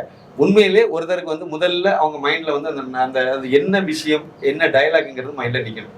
அந்த வார்த்தைகளை அச்சரம் பேசக்காம பேசுங்கன்னு நான் சொல்லலை. ஆனா விஷயம் இதுதான், அவங்க இப்படி கேட்கும்போது நீங்க இப்படி பதில் சொல்லணுங்கிறது அவங்க மைண்ட்ல நிக்கணும். அந்த மைண்ட்ல அது நின்னா மட்டும்தான் அடுத்து உங்களுக்கு மாடுலேஷன் வரும். ஏற்றத்தாழ்வுன்னு சொல்றோம்ல, அதோடைய ஒரு நல்ல ஸ்டைலா பேசுறதோ அது வரும். அந்த நேரத்துல நீங்க என்ன மாதிரியான ஒரு ஆட்டிடியூடு, அதாவது நடிப்பு என்ன மாதிரி கொடுக்கலாம், என்ன மாதிரி பண்ணா நல்லா இருக்குங்கிறது மூணாவது தான் வரும். முதல்ல உங்களுக்கு மைண்ட்ல அந்த டயலாக் இருக்கணும். அவன் இந்த மாதிரி பேசும்போது நம்ம இந்த மாதிரி கவுண்டர் சொல்லணுங்கிறது, பதில் சொல்லணுங்கிறது உங்களுக்கு மைண்ட்ல பிக்ஸ் ஆகணும். ரெண்டாவது அதுக்கு என்ன ஏற்றத்தாழ்வுங்கிறது அடுத்து தான் வரும். டைலாக்கே உங்களுக்கு வரலன்னா டைலாக்கே என்னன்னு மைண்டு தேடும். அப்ப நீங்க டைலாக்கை தேடிட்டு இருப்பீங்க, நடிப்பும் வராது, சில மாதிரி நின்றுட்டு பேசுற மாதிரி இருக்கு. இந்த பேசிக் அங்க இருந்து கத்துக்கிட்டது. நாங்க சிட்டா நோட்டு எழுதி எல்லாத்துக்கும் டைலாக் போயெல்லாம் வயல் வேலைக்கு போறது, அந்த மரம் வெட்ட போகுது, இவங்க தான் நடிகர்கள். இங்கேயும் அதே மாதிரி தான் உருவாக்கணும். உண்மையிலே அவங்க யாருமே ப்ரொஃபஷனல் ஆர்டிஸ்ட் கிடையாது. அவருடைய ஸ்ரீ ஆர்டிஸ்ட்னு சொல்லக்கூடிய பெண்கள் 2 பேரோ 3 பேரோ வருவாங்க. அவங்க மட்டும் தான் திருச்செந்தூர்ல இருந்து கூட்டிட்டு வருவாங்க. அவங்க மட்டும்தான் இல்ல நடிகை தொழில முழு நேரமா போயிட்டு இருக்கக்கூடியவங்களா இருப்பாங்க. பாக்கியெல்லாம் ஊர்ல ஆடு மேய்க்கவன், கோழி மேய்ச்சவன், வயல் வேலைக்கு போறவன், பள்ளிக்கூடத்து பக்கம் எட்டி பார்க்காத ஆளு, தித்திரி வேலைன்னு அவரை சொல்லும். தித்திரின்னு எதுக்கு சொல்றாங்கன்னு எனக்கு தெரியாது. பெரியவர் அவரெல்லாம் வந்து என்னன்னா படிக்கவே தெரியாது. நேர போய் சீனியர் பண்ணனே ஒரு பெரியவர், அவருடைய மனைவி, அவங்க கிட்ட போய் கொடுத்து சயக்கா இதை வாசு காணிங்கன்னு சொல்லி சாயந்தரம் ஒரு 5-6 மணிக்கு போய் உட்காந்துருவார். அந்த அம்மா அவங்க வாசிக்க இவரு கேட்டுட்டே இருப்பாரு. கேட்டுக்கிட்டு அவ்வளவுதான் மைண்ட்ல ஏத்திடுவார். நைட்டு சனிக்கிழமை தோறும் ராத்திரி வந்து ரிஹர்சல். எப்போ 10 மணிக்கு மேல சனிக்கிழமை ராத்திரி. ஏன்னா ஞாயிற்றுக்கிழமை லீவ், எல்லாம் வீட்டில் தூங்கிடுவாங்க. அதனால ஏதாவது ஒரு வீட்டில் வந்து இந்த வீட்டில் உள்ள அந்த மனைவி வந்து ஏதாவது ஊருக்கு போயிட்டாங்கன்னா அந்த வீடு அன்னைக்கு ரூம்ல நம்ம பயன்படுத்திக்கலாம். அந்த வீட்டுக்காரர் இல்லை நாடகம் நடிப்பாரு, இல்லை நமக்கு ஏதாவது லிங்க்ல இருப்பாரு, அவரு கொடுத்துருவாரு. அன்னைக்கு பூதா அங்கே வந்து கத்திட்டு கிடக்குது. வசனமெல்லாம் நம்ம ஊரு பூதா கேட்குற மாதிரி தான் கத்துவாங்க. இப்படி அதுல எடுத்த பயிற்சி அதுதான் வந்து இதுல முக்கியம். அதுல நம்ம நாடகத்தையும் நான் நடிச்சிட்டு இருந்தேன். ஏதாவது ஒரு கேரக்டர் நடிச்சிருவேன். மதன கோபால்னு ஒரு கேரக்டர் நடிச்சேன், நிறைய கேரக்டர் நடிச்சிட்டு இருப்பேன். அந்த இதுல நடிச்சதுனால இதுல நம்ம நடிக்கணுங்கிறது நமக்கு இயல்பே ஒரு ஆசை உண்டு. அதை பயன்படுத்திக்கலாம் அப்படிங்கிறது ஒண்ணு. நீங்க சொன்ன மாதிரி இதெல்லாம் இழுத்து போட்டு செய்ததுனால அது கொஞ்சம் ஹெவி லோடா தான் இருக்கும் இருந்துச்சு. அதுல ஒன்றும் சந்தேகம் கிடையாது. முதல் படம்ங்கிறதுனால நம்ம கொஞ்சம் அதிகமா பண்ணு தெரியும். நல்லா பாத்தீங்கன்னா ப்ரொடக்ஷன் டிபார்ட்மெண்ட் இருக்கு, ப்ரொடக்ஷன் மேனேஜர்னு ஒரு டிபார்ட்மெண்ட் உண்டு. 2 பேர், ஒரு அசிஸ்டன்ட் வைக்க சொல்லுவாங்க, ஒரு எக்ஸிக்யூட்டிவ் மேனேஜர் படத்துக்கு வைக்கணும்னு சொல்லுவாங்க. அந்த இதே கிடையாது, படத்துக்கே கிடையாது. நம்ம படத்துக்கு வைக்கவே இல்லை. சென்னையில வந்து தான் ப்ரொடக்ஷன் டிபார்ட்மெண்ட்டே நம்ம வச்சோம். அங்க நமக்கு சோறு போட்டது யாரு? சவுந்தர். கிறிஸ்டின் எல்லாம் இல்லையன்னு கேட்டீங்களா, அவரு கிறிஸ்டின் தான், பக்கா கிறிஸ்டின், அவர் தான் போட்டாரு. இன்னொரு ஆள் யாரு? மணிகண்டன். அவர் யாரு? ஜாதி ரீதியா நீங்க எல்லாம் சொல்றதுனால சொல்ற புரிதலுக்கு வேண்டி அவர் சக்கிலியர்னு சொல்லக்கூடிய அருந்ததின்னு இப்போ சொல்லிட்டு இருக்காங்க. அது சக்கிலியருங்கிற அந்த சமுதாயம். அவங்க வீட்டுல தான் நம்ம சாப்பிட்டோம், அவங்க கோயில தான் சாமி கும்பிட்டோம். அவர் தான் போட்டாரு சோறு, எல்லாத்தையும் பரிமாறினாங்க. நம்ம தானே வாங்கி சாப்பிட்டுட்டு இருந்தோம். அங்க எந்த ஜாதி நம்ம டீ கடை வச்சிருந்தவர் கிறிஸ்டியன் ஜபராஜ். அப்படிதான் எல்லாம் இப்படித்தானே நம்ம எல்லாம் இருந்தோம். இப்ப நம்ம அத டீ கடைன்னு அவர் சொல்றது நம்மளுடைய ஹோட்டல் நடத்தினது ஜபராஜ். அவர்தான் அதுக்குள்ளதான் உட்கார்ந்து இவ்வளவு கதையெல்லாம் பேசிட்டு இருந்தோம். அதனால இது ஒரு படம். அதனால வந்து நம்ம எல்லாமே பேலன்ஸ் பண்ணிட்டோம், இயல்பா பண்ணி. திடீர்னு ஒரு சில கேரக்டர் நாளைக்கு நடிக்க வேண்டியவங்க வர முடியாம எல்லாம் போச்சுது சூழ்நிலை. அப்படி எல்லாம் வரும்போது அந்த இடத்தையும் பேலன்ஸ் பண்ணும். சில நெருக்கடிகள் அது எல்லாத்தையும் வரக்கூடியது தான், வராதுன்னு ஒன்றும் சொல்ல முடியாது. நமக்கு அந்த மாதிரி வந்துச்சு, அதையும் நம்ம பேலன்ஸ் பண்ணணும். சாப்பாட்டையும் கொஞ்சம் 2 நாள் சரியில்லாம போச்சு. 3ஆம் நாள் அந்த நல்ல சாப்பாட்டுல சாப்பிடணும், எல்லாரும் அது தானே இருக்குங்க. அதில் அதை சரியா பண்ணணுங்கிறதுனால அதையும் நம்ம சரி பண்ணிட்டோம்.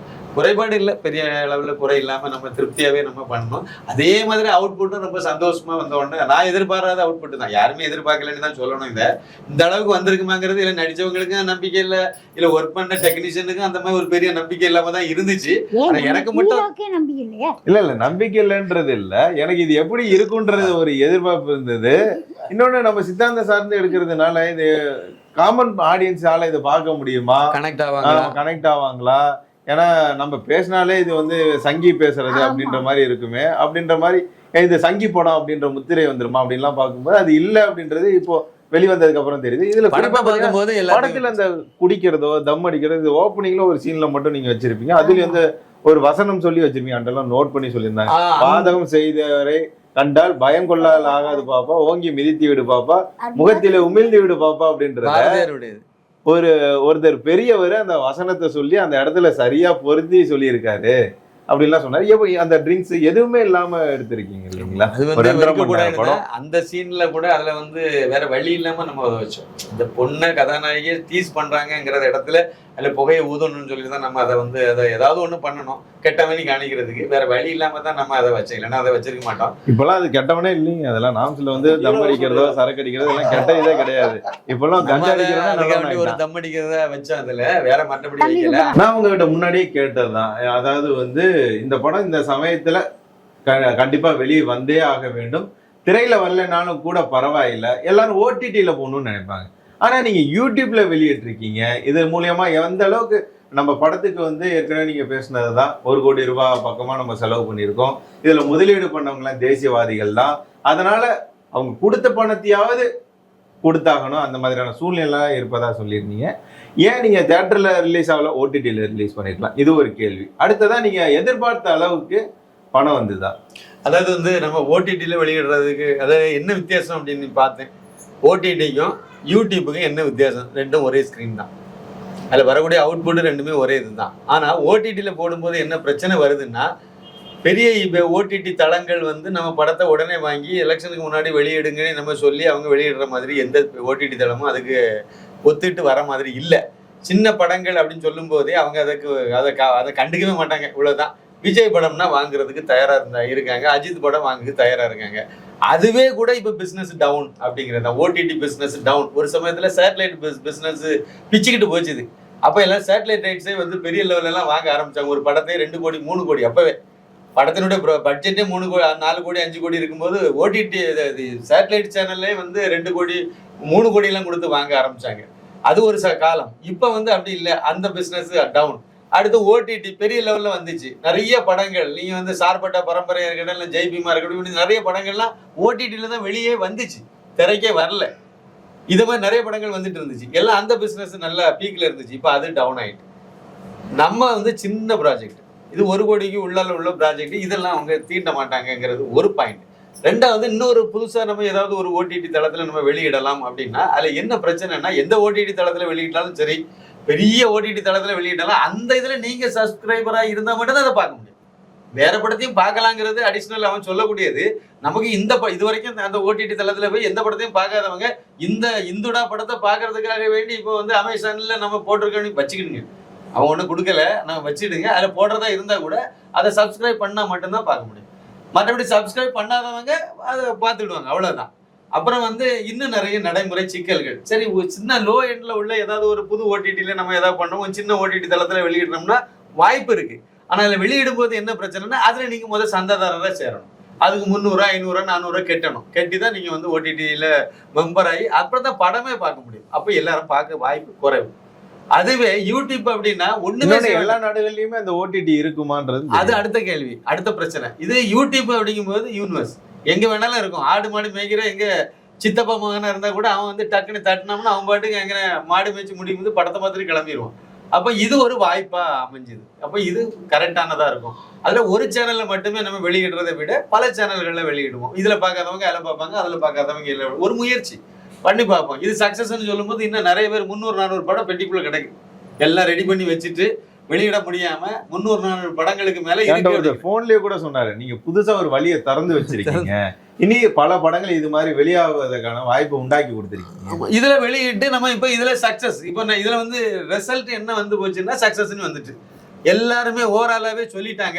இது அது கமெண்ட்ஸ்ல போய் பாக்குறவங்களுக்கு எல்லாம் புரியும். நேர்மையா பாக்குறவங்களுக்கு என்ன இது வருதுன்னு தெரிஞ்சிடும். நம்மகிட்ட பேசினவங்களை விட்டுருங்க, கமெண்ட்ஸ்ல பாக்குறது எல்லாம் ஓப்பன்ல தானே இருக்கு. நாரத மீடியால போய் கமெண்ட்ஸ் அடிச்சு பார்த்துட்டோம் அப்படின்னாலே தெரிஞ்சு போயிடும் என்ன சொல்லியிருக்காங்க, என்ன பாசிட்டிவ் கமெண்ட்ஸ் எப்படி இருக்கு, நெகட்டிவ் கமெண்ட்ஸ் படத்தை பார்க்காம சொல்லிட்டு போவோம். அது அவன் படத்தை பார்த்தானா இல்லைங்கிறத கூட கண்டுபிடிச்சிடலாம். சரி, அதை வச்சு பார்க்கும்போது அதுல ஓகே, எல்லாருக்கும் நமக்கு நல்ல பாராட்டு கிடைச்சு போச்சு.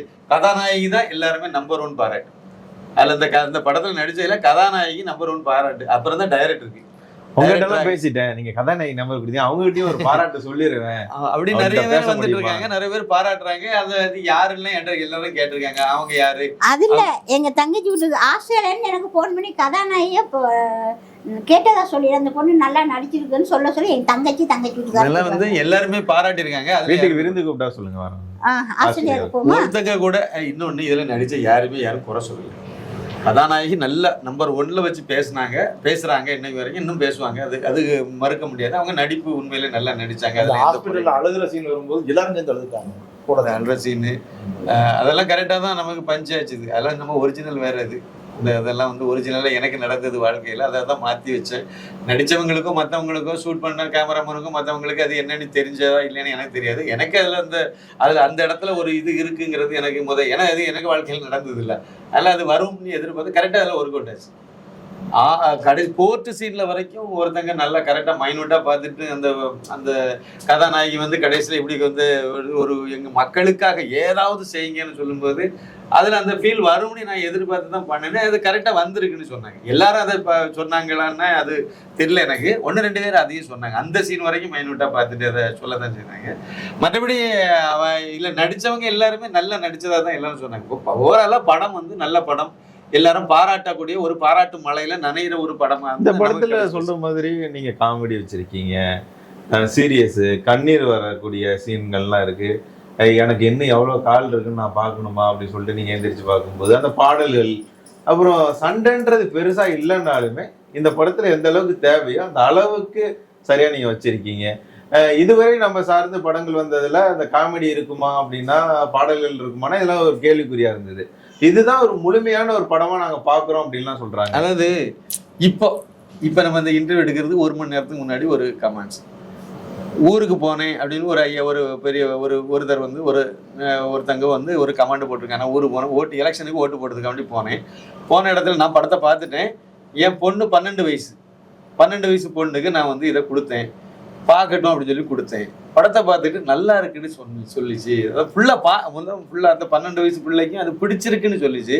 கடைசி வரைக்கும் அதை பார்த்துச்சு. அப்போ பார்க்கக்கூடிய அளவுக்கு அந்த இதை இழுத்துட்டு போகுது அப்படின்னா இது வந்து எல்லா தரப்பு வயசுல உள்ளவங்களுக்கும் அது கரெக்டாக தான் புரியுது. அது அரசியல் வசனங்கள் வேணா புரியாமல் இருக்கலாம், சில டயலாக்குகள் வேணா அது கரெக்டாக அவங்க தெரியும், ஆனால் கதை அவங்களுக்கு கரெக்டாக தான் கன்வே ஆகுது போகுது அப்படிங்கிறது நமக்கு ஒரு பெரிய ப்ளஸ்ஸாக தான் நமக்கு நான் பார்க்குறேன். எல்லாருமே அதில் யாருமே வந்து எந்த ஏஜ் குரூப்பில் உள்ளவங்களும் வந்து இது நல்லா இல்லை. இப்போ என் மருமகன், தங்கச்சி மகன், இன்னும் கல்யாணம் ஆகாத ஆள், இது கல்யாணம் ஆகலைன்னா அந்த ஏஜ் குரூப்புக்கு அப்படி சொல்கிறேன். இவங்க எல்லாம் இளவட்ட இளைஞர்கள். அப்போ அவங்க பார்த்து மாமா படம் நல்லாதான் மாமா இருக்கு, நீ எப்ப நான் நல்ல படம் எடுக்கலன்னு கேள்வியிலே ஒரு உள்கருத்து இருக்கு. எனக்கு ஏன் டூயட் கொடுக்கல மறைமுகமா கேள்வி பிடிச்சதா இதெல்லாம் வச்சிருக்கீங்க, நல்லா இருக்கு, அதனால படம் நல்லா இருக்குங்கிறது நமக்கு வந்துட்டு நல்ல ஒரு ரிப்போர்ட் கிடைச்சி போச்சுது. இதுல வந்து என்னன்னா நம்ம யூடியூப் மூலமாக கொடுத்ததுனால இப்ப தியேட்டருக்கு வந்து 30 வருஷம் ஆனவங்க, 15 வருஷம் ஆனவங்க, இவங்க எல்லாம் கூட படத்தை பார்த்து கொண்டாடிட்டாங்க, படத்தை பார்த்துட்டாங்க. அவங்கள மறுபடியும் திரும்ப பார்க்க வச்சிருக்கோம். அது ஒரு புதுசாக ஒரு இதை நம்ம திறந்து வச்சிருக்கோம் தான். அவங்களுக்கு பிடிச்ச மாதிரி படம் எடுத்தீங்கன்னா பார்ப்பாங்க. அவங்கள இனிமேல் ஓடிடி கூட்டிட்டு வந்தாலும் வருவாங்க. இந்த படம் பார்த்தவங்கள ஓடிடி கூட்டிட்டு வந்தாலும் வருவாங்க. அதுக்கு தக்கவாறு நீங்க அதுக்கு என்ன தேவை அதை நீங்க பண்ண வேண்டியது இருக்கும். இந்த படத்துல பெரிய பிளஸ்ஸா நான் பாக்குறது 5 நிமிஷம் 10 நிமிஷம் பார்த்த அத்தனை பேருமே கண்டினியூ பண்ணி முழு படத்தையும் பார்த்துருக்காங்க. முழு படத்தையும் ஆனா இடைவேளையில வந்த உடனே அந்த QR கோடு இதெல்லாம் பார்த்த உடனே டக்குனு போன் அடிச்சு நம்மகிட்ட உடனே பேசியிருக்காங்க, எல்லாம் பணத்தை அனுப்பிடுவோம் அதுக்கு பிறகு இப்போ மிச்சத்தை பார்ப்போங்கிற லெவலுக்கு அவங்க வந்து அந்த மாதிரி முயற்சி பண்ணியிருக்காங்க. அதுல QR கோட்ல கரெக்ட் உள்ள ப்ராப்ளத்தினால அதுதான் நமக்கு ஒரு பெரிய மைனஸா போச்சு. படம் பார்த்து ரிப்போர்ட் கிடைச்சது, பாசிட்டிவா எல்லாரும் சொன்னது, இதெல்லாம் நல்ல சந்தோஷமான விஷயம் தான். எல்லாத்தையுமே பாராட்டு, சின்ன குழந்தை வரைக்கும் பாராட்டிட்டாங்க, ராகவர்ஷினி வரைக்கும். இட்லி சிறுமின்னு சொல்றாங்க, இல்லைன்னா ஜெனிஃபர் அப்படின்னு சொல்லிட்டு கூட சொல்றாங்க. இதை சொல்லி அது வரைக்கும் பாராட்டிட்டாங்க. எல்லாத்தையும் யாரையுமே விட்டு வைக்கல, எல்லாருமே நல்லா சிறப்பாக அவங்கவங்க எல்லாம் அவங்கவுங்க வேலையை கரெக்டாக பண்ணியிருக்காங்க. மிகைப்படுத்தி நடிக்கல, அதே சமயத்தில் கரெக்டாக பண்ணிட்டாங்கன்னு எல்லாருமே பாராட்டிட்டாங்க. வாழ்ந்திருக்காங்க, ஒவ்வொருத்தங்களும் அந்த கேரக்டரா வாழ்ந்திருக்காங்கன்றது என்னாலே ஏற்றுக்க முடியலன்ற மாதிரி இருக்குவாருங்களே, அந்த அளவுக்கு நல்லா பண்ணல. அது காரணம் வந்து அந்தந்த இவங்க இதை பண்ணுவாங்க, அதை அப்படியே நம்ம செய்தோம்னா கரெக்டா இருக்கும்னு ஒரு ஃபார்முலா மைண்ட்ல நான் மனசுல வச்சிருந்தேன். இவங்க இதை செய்தா போதும், அது சக்சஸ் ஆயிடும் அப்படிங்கிறது தான். அதான் மேக்சிமம் பண்ணாங்க. இப்ப கதாநாயகி எடுத்துட்டீங்கன்னா அவங்க எல்லா தரப்புலையும் நல்ல ஃபீல் கொடுத்துருப்பாங்க. சண்டையிலயும் வந்து காலில் லெக் எல்லாம் சும்மா மார்பு அளவுக்கு தூக்கி இருப்பாங்க. நீங்க எதிர்பார்த்த ஒரு ஆமா அதெல்லாம் கதாநாயகி அவங்கதான். ஆமா நம்ம எதிர்பார்த்த இந்த கதைக்கு இவங்க சரியா இருப்பாங்கன்னு கணிச்சு கரெக்டா பண்ணது. அது கரெக்டா அவங்க அதை கரெக்டாவே பண்ணாங்க, கோஆப்ரேட் பண்ணவும் செய்தாங்க, நல்லாவே வந்துச்சு. அதுல எல்லாம் எந்த ஃபைட் சீன் கூட நம்ம அந்த ஷூட் முடிச்சு கொஞ்ச நாள்லயே பாத்தீங்கன்னா அங்க ஒரு லோக்கல் இதுல வந்து நமக்கே தெரியாம ரிலீஸ் பண்ணிருந்தாங்க அந்த சீன். அதனால இது எல்லாமே வந்து நல்லா பாசிட்டிவ் தான். எங்க பிரச்சனை அப்படின்னா இந்த QR கோடு தான் நம்மளை காலை வரிச்சு, ஜிபே தான் காலை வரிச்சு. அதுல வந்து பணம் அனுப்பணும்னு முயற்சி பண்ணவங்க 7 தடவை 8 தடவைலாம் ட்ரை பண்ணி அவங்களால அனுப்ப முடியாம ஒரு சிலர் ஃபோன் பண்ணிட்டாங்க. அது அந்த ஜிபே நம்பருக்கே ஃபோன் அடிச்சுட்டாங்க. நம்ம உடனே அவங்களுக்கு சொல்லிட்டோம், இந்த மாதிரி பண்ணுங்கன்னு சொல்லிட்டோம். அவங்க வேற நம்பர் கொடுத்து மாற்றி பண்ண வேண்டியதாக போச்சு. இது பேங்க்ல நடந்த ஒரு குறைபாடு தான். அது சர்வீஸ் சேவைக்கு குறைபாடு. அது அவங்க நம்ம முதல்ல போய் அவங்ககிட்ட எல்லாம் இதை பற்றி விஷயங்கள் எல்லாம் சொல்லிட்டோம். இப்படி ஒரே குறிப்பிட்ட நேரத்துக்குள்ள, அதாவது ஒரு நாளைக்குள்ள இல்லை 2 நாள் 3 நாளைக்குள்ள ஆயிரக்கணக்கான பேர் நமக்கு வந்து இதுல பணம் அனுப்புவாங்க. அனுப்புற அமௌண்ட் சின்னதா இருக்கும், ஆனா அவன் அனுப்புறவங்க எண்ணிக்கை அதிகமா இருக்கும். எங்களுக்கு அதுல எந்த ரெஸ்ட்ரிக்ஷனும் நீங்க கொடுத்துட விடாது, இது இல்லாம கொடுங்க, கரண்ட் அக்கௌண்ட் இதுக்கு பண்ணுங்கன்னு தான் சொல்லி கேட்டோம்.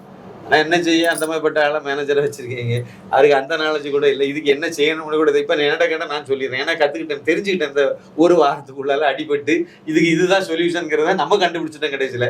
அது இன்னமும் அந்த மேனேஜருக்கு தெரியுமான்னு எனக்கு தெரியல. சரி, பொருளாதாரம் வந்து அது ஒரு பெரிய அடி. இப்ப இது வரைக்கும் உள்ள கணக்குப்படி பாத்தீங்கன்னா 8 லட்சம் ரூபாய் வரைக்கும் நமக்கு இதுல வந்திருக்கும் தோராயமா. இப்போ உங்க நம்பரை கொடுத்துருக்கோம், ஐயா நம்பரை கொடுத்துருக்கோம், இதெல்லாம் கூடி பார்க்கல, எங்களுக்கு வந்தது இதெல்லாம் சேர்த்து நாங்க வச்சு பார்த்ததுல காலையில இருந்து அதை செக் பண்ணி பார்க்கும்போது 8 லட்சத்தை கிராஸ் ஆயிருக்கும் அப்படிங்கிறது. அக்குரேட்டா தெரியாட்டாலும் அது கிராஸ் ஆயிருக்குங்கிற ஒரு இது. ஆனா இது வந்து இன்னும் ஒரு 10 லட்சமோ 8 லட்சமோ வந்திருக்கலாம், இல்லைன்னா கூட வந்திருக்கலாமும் தெரியாது. அதில் என்ன எவ்வளோ பேர் ட்ரை பண்ணி பண்ண முடியாமல் போச்சுன்னு தெரியாது.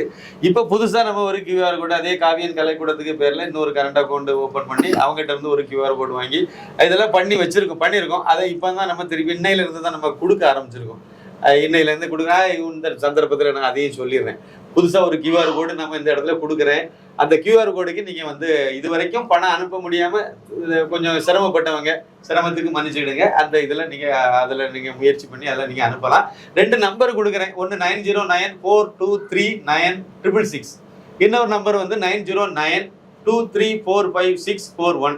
இந்த 2 நம்பருமே ஜிபே நம்பர், ஃபோன்பே நம்பர். உங்களுக்கு அதுலயும் ஏதாவது சிரமம் இருந்து அனுப்பல வரல அப்படின்னா நீங்க தாராளமா இதுல ஏதாவது ஒரு நம்பருக்கு நீங்க கால் பண்ணா உடனே அதில் வந்து கரெக்டான இதை சொல்லிடுவாங்க. ஒருவேளை அனுப்ப முடியாம மறுபடியும் ஏதாவது சிக்கல்கள் வந்தா, ஏன்னா QR கோடு பக்காவா வேலை செய்து செக் பண்ணிட்டோம், அதுல உங்களுக்கு வந்துடும். ஜிபேல ஒருவேளை இந்த மாதிரி அன்லிமிட் அப்படி இப்படின்னு ஏதாவது வந்துச்சுன்னா நீங்க தயவு செஞ்சு இதில் வந்து பண்ணணும். இங்க நாங்கள் ஒரு கோரிக்கையை அந்த நேரத்தில் நம்ம வைக்கிறேன். ஏன்னா இது வந்து சிறுதுளி பெருவெள்ளம். ஒன்றும் இல்லை, 1 லட்சம் பேர் ஆளுக்கு 100 ரூபாய் அனுப்பிட்டாங்கன்னா 1 கோடி ரூபா வந்துடும். அவ்வளவுதான். இல்லை கான்செப்ட் இவ்வளவுதான். அதுவே நமக்கு வந்து இப்போ இதுல எவ்வளவு பேர் ட்ரை பண்ணி பண்ண முடியாம போச்சுன்னு நமக்கு தெரியாது. அது ஒண்ணுதான் இதுல குறைபாடா நான் பாக்குறேன். அதனால ஒரு 1 கோடி ரூபாயை ரீச் பண்றதுக்கு ஒரு பெரிய விஷயமா நான் நினைக்கல. கிட்டத்தட்ட ஒரு 5 லட்சம் பேருக்கு மேல பாத்துருப்பாங்க. 5 லட்சம் பேருங்கிறது 5 லட்சம் குடும்பம்னு கூட எடுத்துக்கலாம். சில பேர் தனியா பாத்துருக்காங்க, பல பேர் குடும்பத்தோட வீட்டுல டிவில கனெக்ட் பண்ணி தான் பாத்துருக்காங்க. 2 பேர் 3 பேர் இந்த மாதிரி எல்லாம் பாத்துருக்காங்க. அதெல்லாம் எடுத்து பாத்தீங்கன்னா அந்த 5 லட்சம்ங்கிறது இன்னும் ஒரு 8 லட்சமோ 9 லட்சமோ கூட எண்ணிக்கை இருக்கலாம், பார்த்தவங்க கூட எண்ணிக்கை. நமக்கு வந்து இந்த எண்ணிக்கை அடிப்படையில பணத்தை இருப்பேன் அப்படிலாம் சொல்லல. இன்னும் வந்து இது இன்னும் கூட்டிட்டு தான் போவோம். என்னது படம் தொடர்ந்து ஒவ்வொருத்தரும் அவங்க ஷேர் பண்ணிட்டே போறாங்க. அதனால இது நிறைய பேர்கிட்ட போக தான் செய்யும். முடிஞ்ச வரைக்கும் உங்களால முடிஞ்ச நிதியை நீங்க எனக்கு அனுப்பணுங்கிறத நான் ஒரு பணத்தை முடிஞ்சதை செய்யணும், உதவி செய்யணுங்கிறது என்னுடைய கோரிக்கை, பணிவான கோரிக்கை. கண்டிப்பா நீங்க இந்த இடத்துல பண்ணணும். இது வந்து நமக்கு அடுத்த கட்டத்துக்கு போறதுக்கு உதவியா இருக்கும். இந்த படத்துக்காக பணத்தை வந்து அதாவது லாப பங்கீடு அடிப்படையிலன்னு சொல்லி தான் நம்ம நிதியை வாங்கியிருந்தோம். அவங்களுக்கெல்லாம் நம்ம இப்போ திருப்பி கொடுக்கறதுக்கு ஒரு வாய்ப்பா அமையும். இந்த 8 லட்சங்கிறது நம்ம இடையில வர இதை ப்ரொமோ பண்ணல. ஏன் பண்ணல? இந்த பார் கோடு பிரச்சனை இல்லை, QR கோடு பிரச்சனைனாலேயே நம்ம வந்து இதை பத்தி சொல்லவே இல்லை. இன்னைக்கு தான் நம்ம அது பிறகு பேசவே ஆரம்பிச்சிருக்கோம். ஏன்னா இன்னைக்கு தான் இந்த QR கோடு கைக்கு வந்துச்சு, நேற்றுக்கு வந்துச்சு. அதனால முந்தா நாள் வந்துச்சு, நேற்றுக்கு எலெக்ஷன். அதனால நம்ம விட்டுட்டு இன்னைக்கு நம்ம இதை பண்ணியிருக்கோம். தொடர்ந்து நம்ம வந்து இந்த 1 வாரம் 10 நாளைக்குள்ள எல்லா சேனல்களையும் முடிஞ்ச வரைக்கும் இதை பத்தி கொஞ்சம் பேசணும்னு வச்சிருக்கோம். அன்னைக்கே பேச சொன்னாங்க, பேசினா எந்த QR கோடை கொடுக்க, அதான் பிரச்சனை. அனுப்புறதுக்கு ரெடியா இருக்காங்க, எதுல அனுப்புறதுங்கிறதுல பிரச்சனையா இருந்தனால இது பண்ணோம். அநேகமா இது வந்து சரி ஆயிடும், ஒன்றும் பிரச்சனை இருக்காது. இதுக்கு அடுத்து நம்ம இதை தியேட்டருக்கும் கொண்டு வரணும்னு தான் முயற்சி பண்ணிட்டு இருக்கோம், சென்சார் ஆன பிறகு. ஏன்னா தேர்தல் நடத்தை விதிமுறைகள் நேற்றுக்கு தளர்த்தினதாக தான் செய்தியில போட்டுட்டு இருக்காங்க. அதனால அது ஒரு சென்சார் போர்டில் இருந்து அந்த குழுவெல்லாம் அமைச்சு அவங்க அது கமிட்டி ஃபார்ம் பண்ணி தான் படத்தை பார்க்கணும். அவங்க எவ்வளோ நேரம் டைம் எடுக்காங்க, எத்தனை நாள்னு தெரியாது. அது வரட்டும், அது எப்பவும் வரட்டும். இப்போதைக்கு இதுதான் நிலவரம். அதனால ஒன்றும் பிரச்சனை இல்லை. எல்லாத்துக்கும் மேல நம்ம வந்து ஒரு படத்தை சக்சஸ் பண்ணியிருக்கோம்ல. ஒரு புது முயற்சி எடுத்து யூடியூப்ல கொண்டு வந்து எல்லாத்துக்கும் கொடுத்துட்டோம், வேற எல்லாத்துக்கும் கொண்டு சேர்த்துட்டோம், பெரும்பாலானவங்களுக்கு சேர்த்துட்டோம். இன்னும் நிறைய பேருக்கு போயிட்டே இருக்கு இது, அதுல ஒரு சந்தேகம். நம்ம சேனல்ல கிராஜுவலா அப்படியே ஒரு நாளைக்கு 10,000 அந்த மாதிரி கொஞ்சம் அப்படியே கூடிக்கிட்டே தான் போயிட்டு இருக்கிறது வர அது குறையில. ஏன்னா நம்ம அந்த கிராஃப் பார்த்துக்கிட்டு தான் இருக்கோம். இதுக்கு முன்னாடி நம்ம வீடியோஸ் எல்லாம் வெளியிடுறோம்னா அது ஒரு 24 ஹவர்ஸ் இல்லை 48 ஹவர்ஸ் தான் அதோட பீக் ஹவர்ஸ்ன்னு ஒன்று இருக்கும். அந்த டைமுக்கு அப்புறம் அப்படியே ஃபுல்லா டவுன் ஆயிடும், அது போய் சேராது. அப்புறம் இதுல இன்னொரு விஷயத்த நம்ம கடைபிடிச்சோம், அது ஒரு விஷயமும் இருக்கு. எப்படின்னா இந்த எந்தெந்த சேனல்கள் எல்லாம் இதை போட்டாங்களோ அந்த சேனல்கள் எல்லாம் மானிட்டைஸா ஆஃப் பண்ண சொன்னோம். விளம்பரம் வராது, அதுல வருமானம் வரதான் செய்யும். இருந்தாலும் விளம்பரம் வந்து டிஸ்டர்பன்ஸ் பண்ணிட்டு இடையூறாவே இருக்கும்.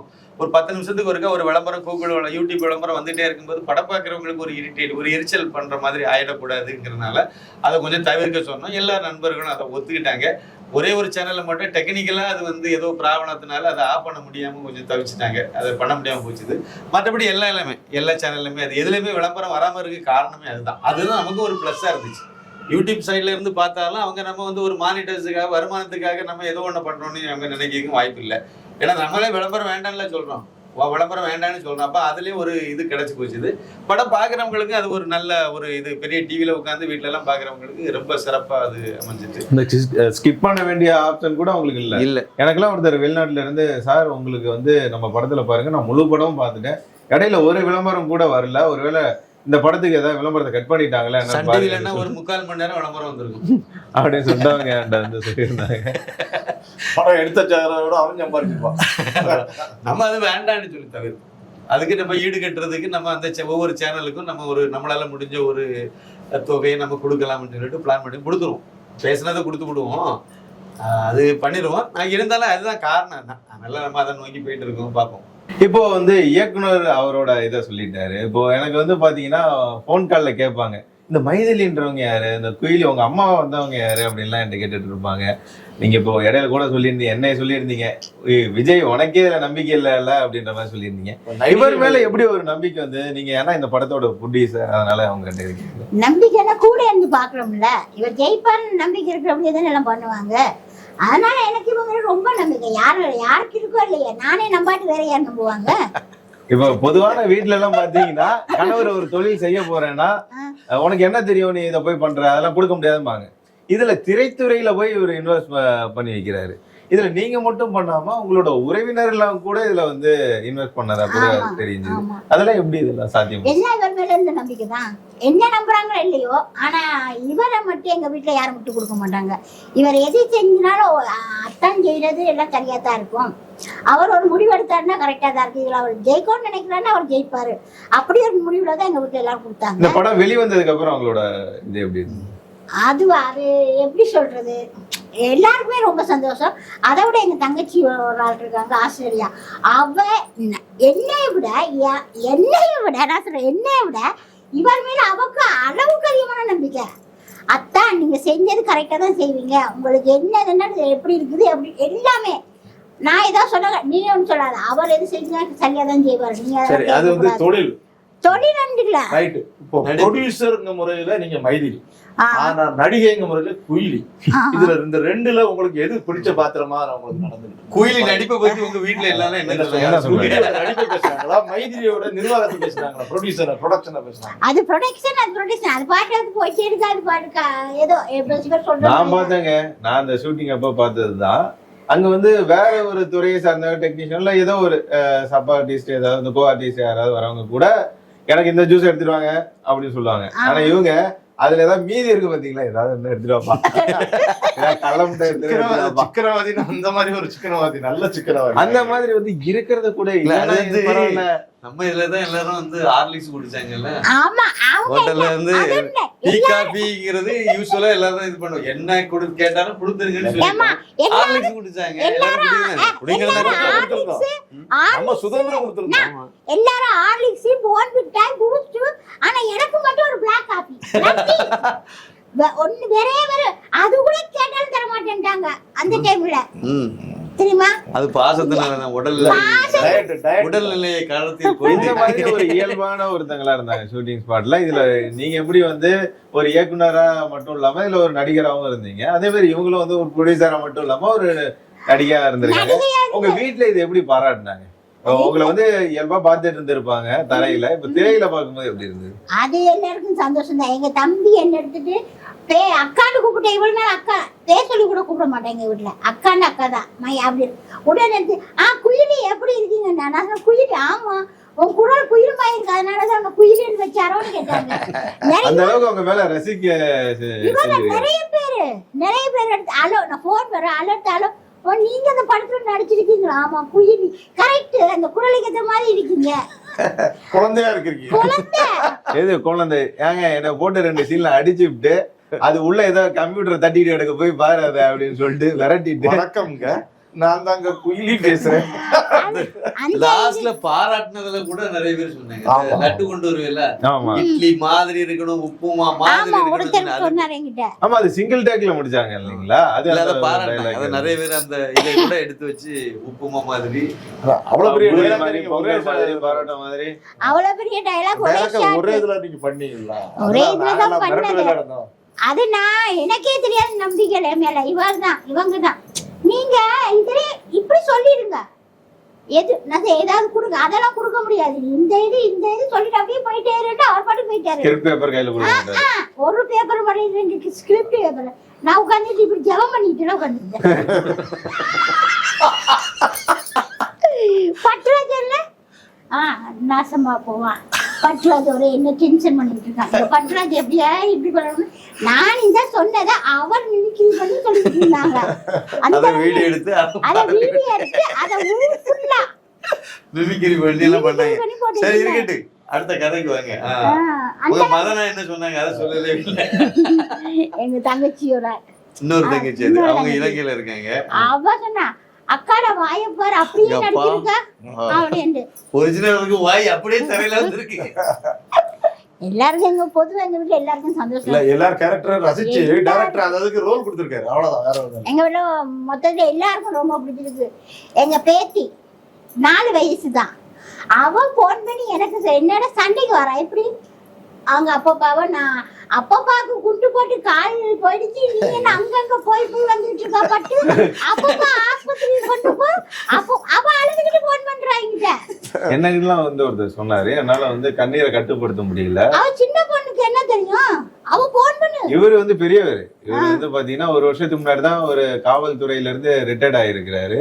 மதுரை சார்ந்த ஒருத்தர் வந்து இந்த படத்தை அவரு சொன்னார், 30 வருஷத்துக்கு முன்னாடி நான் படம் பார்த்தேன்பா, அடுத்ததான் நான் பார்த்த படம் இதுதான், என்னால வந்து அதை ஸ்கிப் பண்ணவே முடியல, கண் வந்து கலங்கிக்கிட்டே இருக்கு, இருந்தாலும் நான் பாதி படம் பார்த்துட்டேன், உங்களுக்கு அப்படியே போன் பண்றேன் அப்படின்றாரு. எந்த சீன்ல அவர் டச் ஆச்சுன்னு தெரியல, ஏன்னா ஓப்பனிங்ல இருந்து அவருக்கு ஒரு மாதிரி ஆயிடுச்சான். அவ்வளவு இவர் இங்க என்கிட்ட மட்டும் இல்ல, உடனே போன் ஆஸ்திரேலியாவுக்கு அவங்க அப்பா அம்மா எங்க தங்கச்சி உடனே அங்கேயே போன் பண்ணி எங்க தங்கச்சி பொண்ணு அவக்கு போன் பண்ண, அத்தை அப்பாவுக்கு குண்டு போட்டு கால் போயிடுச்சு, பட்டு ஆஸ்பத்திரி கூப்பிடாம அங்க எங்கேயும் நடந்துட்டு இருக்கா, பட்டுக்கு போன் பண்ணி அப்பப்போ ஆஸ்பத்திரி கூட்டிட்டு போங்க அப்படின்னு அந்த பொண்ணு அழுது. அந்த அளவுக்கு எப்படி சொல்றது, அந்த குழந்தைக்கு அந்த அளவுக்கு இவர் மேல அட்டாச்மெண்ட் இருக்க போய் அது ரியலாவே அவங்க கால் போயிட்டு இருந்ததுல அது டென்ஷன் ஆயிடுச்சு. எனக்கு வந்து ஒரு 5 தேசியவாதிகள் போன் பண்ணி உண்மையிலே சின்ன பொண்ணு கால் கிடையாதா என்கிட்டே கேட்டாங்க, நான் என்கிட்டே கேட்டாங்க, ஒரு 5-6 பேர் கேட்டாங்க. உண்மைதான் ஆனா சத்தியம் பண்றேன் அப்படின்னு. எனக்கு வந்து முதலாவது ஒரு விஷயம் தெரியும், இந்த கால் வந்து இல்லைங்கிறத படத்துல நம்ம அப்படியே காட்சியில வைக்கும் போது நம்ம சொந்தக்காரங்களுக்கு கொஞ்சம் கஷ்டமா இருக்கும், நமக்கு நல்ல சொந்தக்காரங்களுக்கு. ஆமா ஏன் காட்டினா அதை போய் அப்படிங்கிற ஒரு பரிதாபமான ஒரு சூழ்நிலையை அது உருவாக்கும் அவங்களுக்கு மட்டும். அப்படிங்கும் போதே எனக்கு தெரியும் இது கண்டிப்பா அவங்களுக்கு இப்படிதான், அவங்க எல்லாம் ஒன்றும் ஏத்துக்க மாட்டாங்க, அவங்களுக்கு கொஞ்சம் கஷ்டமா தான் இருக்கும் மனசுக்கு. அதை பார்க்கும்போது இப்ப என் தங்கச்சி எல்லாம் அங்க இருந்து நல்லா அழுதுருக்கா. எனக்கு அடுத்த தங்கச்சி ஊர்ல இருந்து அவங்க டிவியில வச்சுட்டு அவ தங்கச்சி பொண்ணு தங்கச்சி பையன் அப்புறம் வந்து அவங்க வீட்டுக்காரங்க எல்லாருமே உட்கார்ந்து இருந்து படம் டிவியில வச்சு. அவங்க வீட்டுல மொத்தம் எத்தனை பேர்? நீங்க எங்க வீட்டுல என் கூட பிறந்தது 10 பேர். 10 பேர். நீங்க மொத்தம் எத்தனை? நான் 2வது, 5 ஆணு 5 பெண்ணு, அதுல 2வது ஆளுனா. மூத்தது எனக்கு அக்கா, பாக்கி எல்லாருமே எனக்கு கீழே உள்ளவங்க தான்.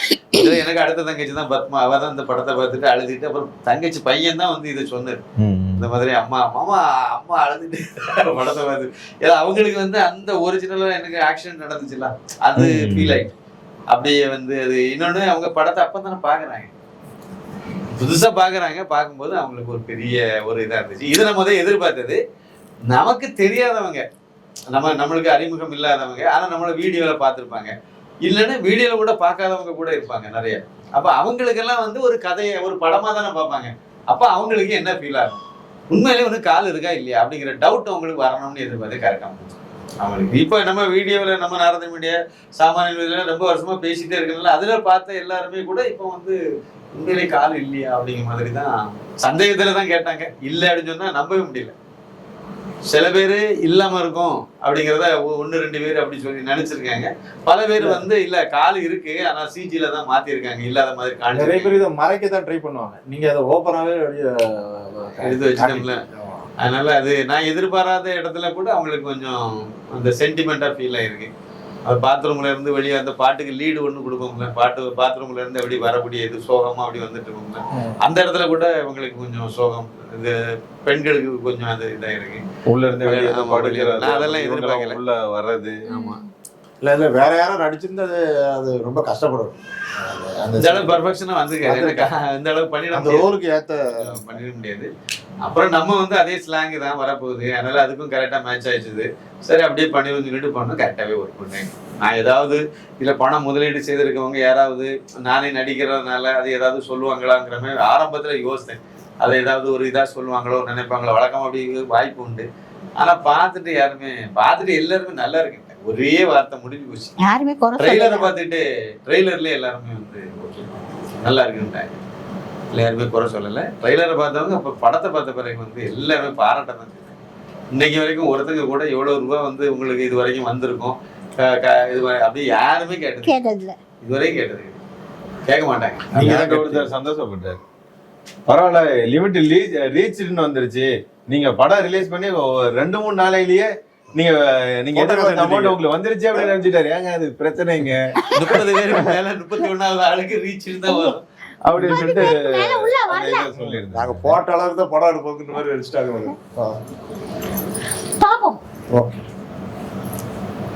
அவரை நம்பி ஆரம்பிச்சோம், அவர் நல்லபடியா முடிச்சது. அண்ணாமலையார் இதுல சில இடத்துல வந்து சிவனேன்னு இருக்கிற மாதிரியான வார்த்தைகள்லாம் இருக்கும், நீங்க அண்ணாமலையேன்ற மாதிரியான வார்த்தைகள்லாம் பயன்படுத்துறீங்க. சிவனா இருந்தாலும் அண்ணாமலையாரா ரெண்டும் ஒண்ணுதானே.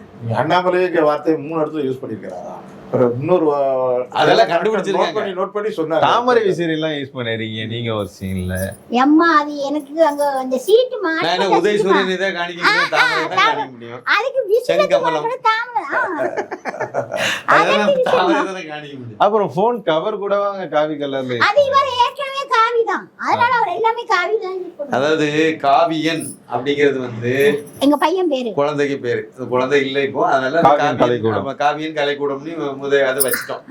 ஆனா இப்ப அது என்ன இதாகி போச்சுன்னா காவி அந்த கம்பெனி பேரே காவி அப்படிங்கிறது வரணுங்கிறதுனால காவியன்னு வச்சிருக்கோம் அப்படின்னு சொல்லி சொன்னாங்க. சரி ரைட், சந்தோஷம், அதுக்கு மேட்ச் ஆயிட்டுல ஓகே அப்படிதான் வச்சு. அதனால அந்த வட்டத்துக்குள்ள அந்த குழந்தை தான் இருக்கும். அது இப்ப இல்லைங்கிறனால தெய்வம் ஆயிட்டாருங்கிறனால அவரை தூக்கி அதுல வச்சிருப்போம். அந்த இதுக்குள்ள அது கரெக்டா பார்த்தா தெரியும், பெரிய திரையில பார்த்தா தெரியும், சின்ன கரெக்டா பார்த்தாங்கன்னா தெரியும். அதையே பார்த்துட்டு காவி அப்படிங்கிற உடனே சொன்னாங்க. எனக்கு ஒரு பெரிய சந்தோஷமான விஷயம் என்னன்னா, இந்த இலைமறை காய் போல இந்த பூசி மெழுகி சொல்றது இல்ல குறியீடு மூலமா சொல்றது அப்படிலாம் சொல்லாம இதுதான் அப்படிங்கிற மாதிரி நெத்தியடியா ஒரு இது போட்டதுல பெரிய சந்தோஷம் எனக்கு. இப்படிதான் இருக்கணும், இப்படிதான் சொல்லணும்.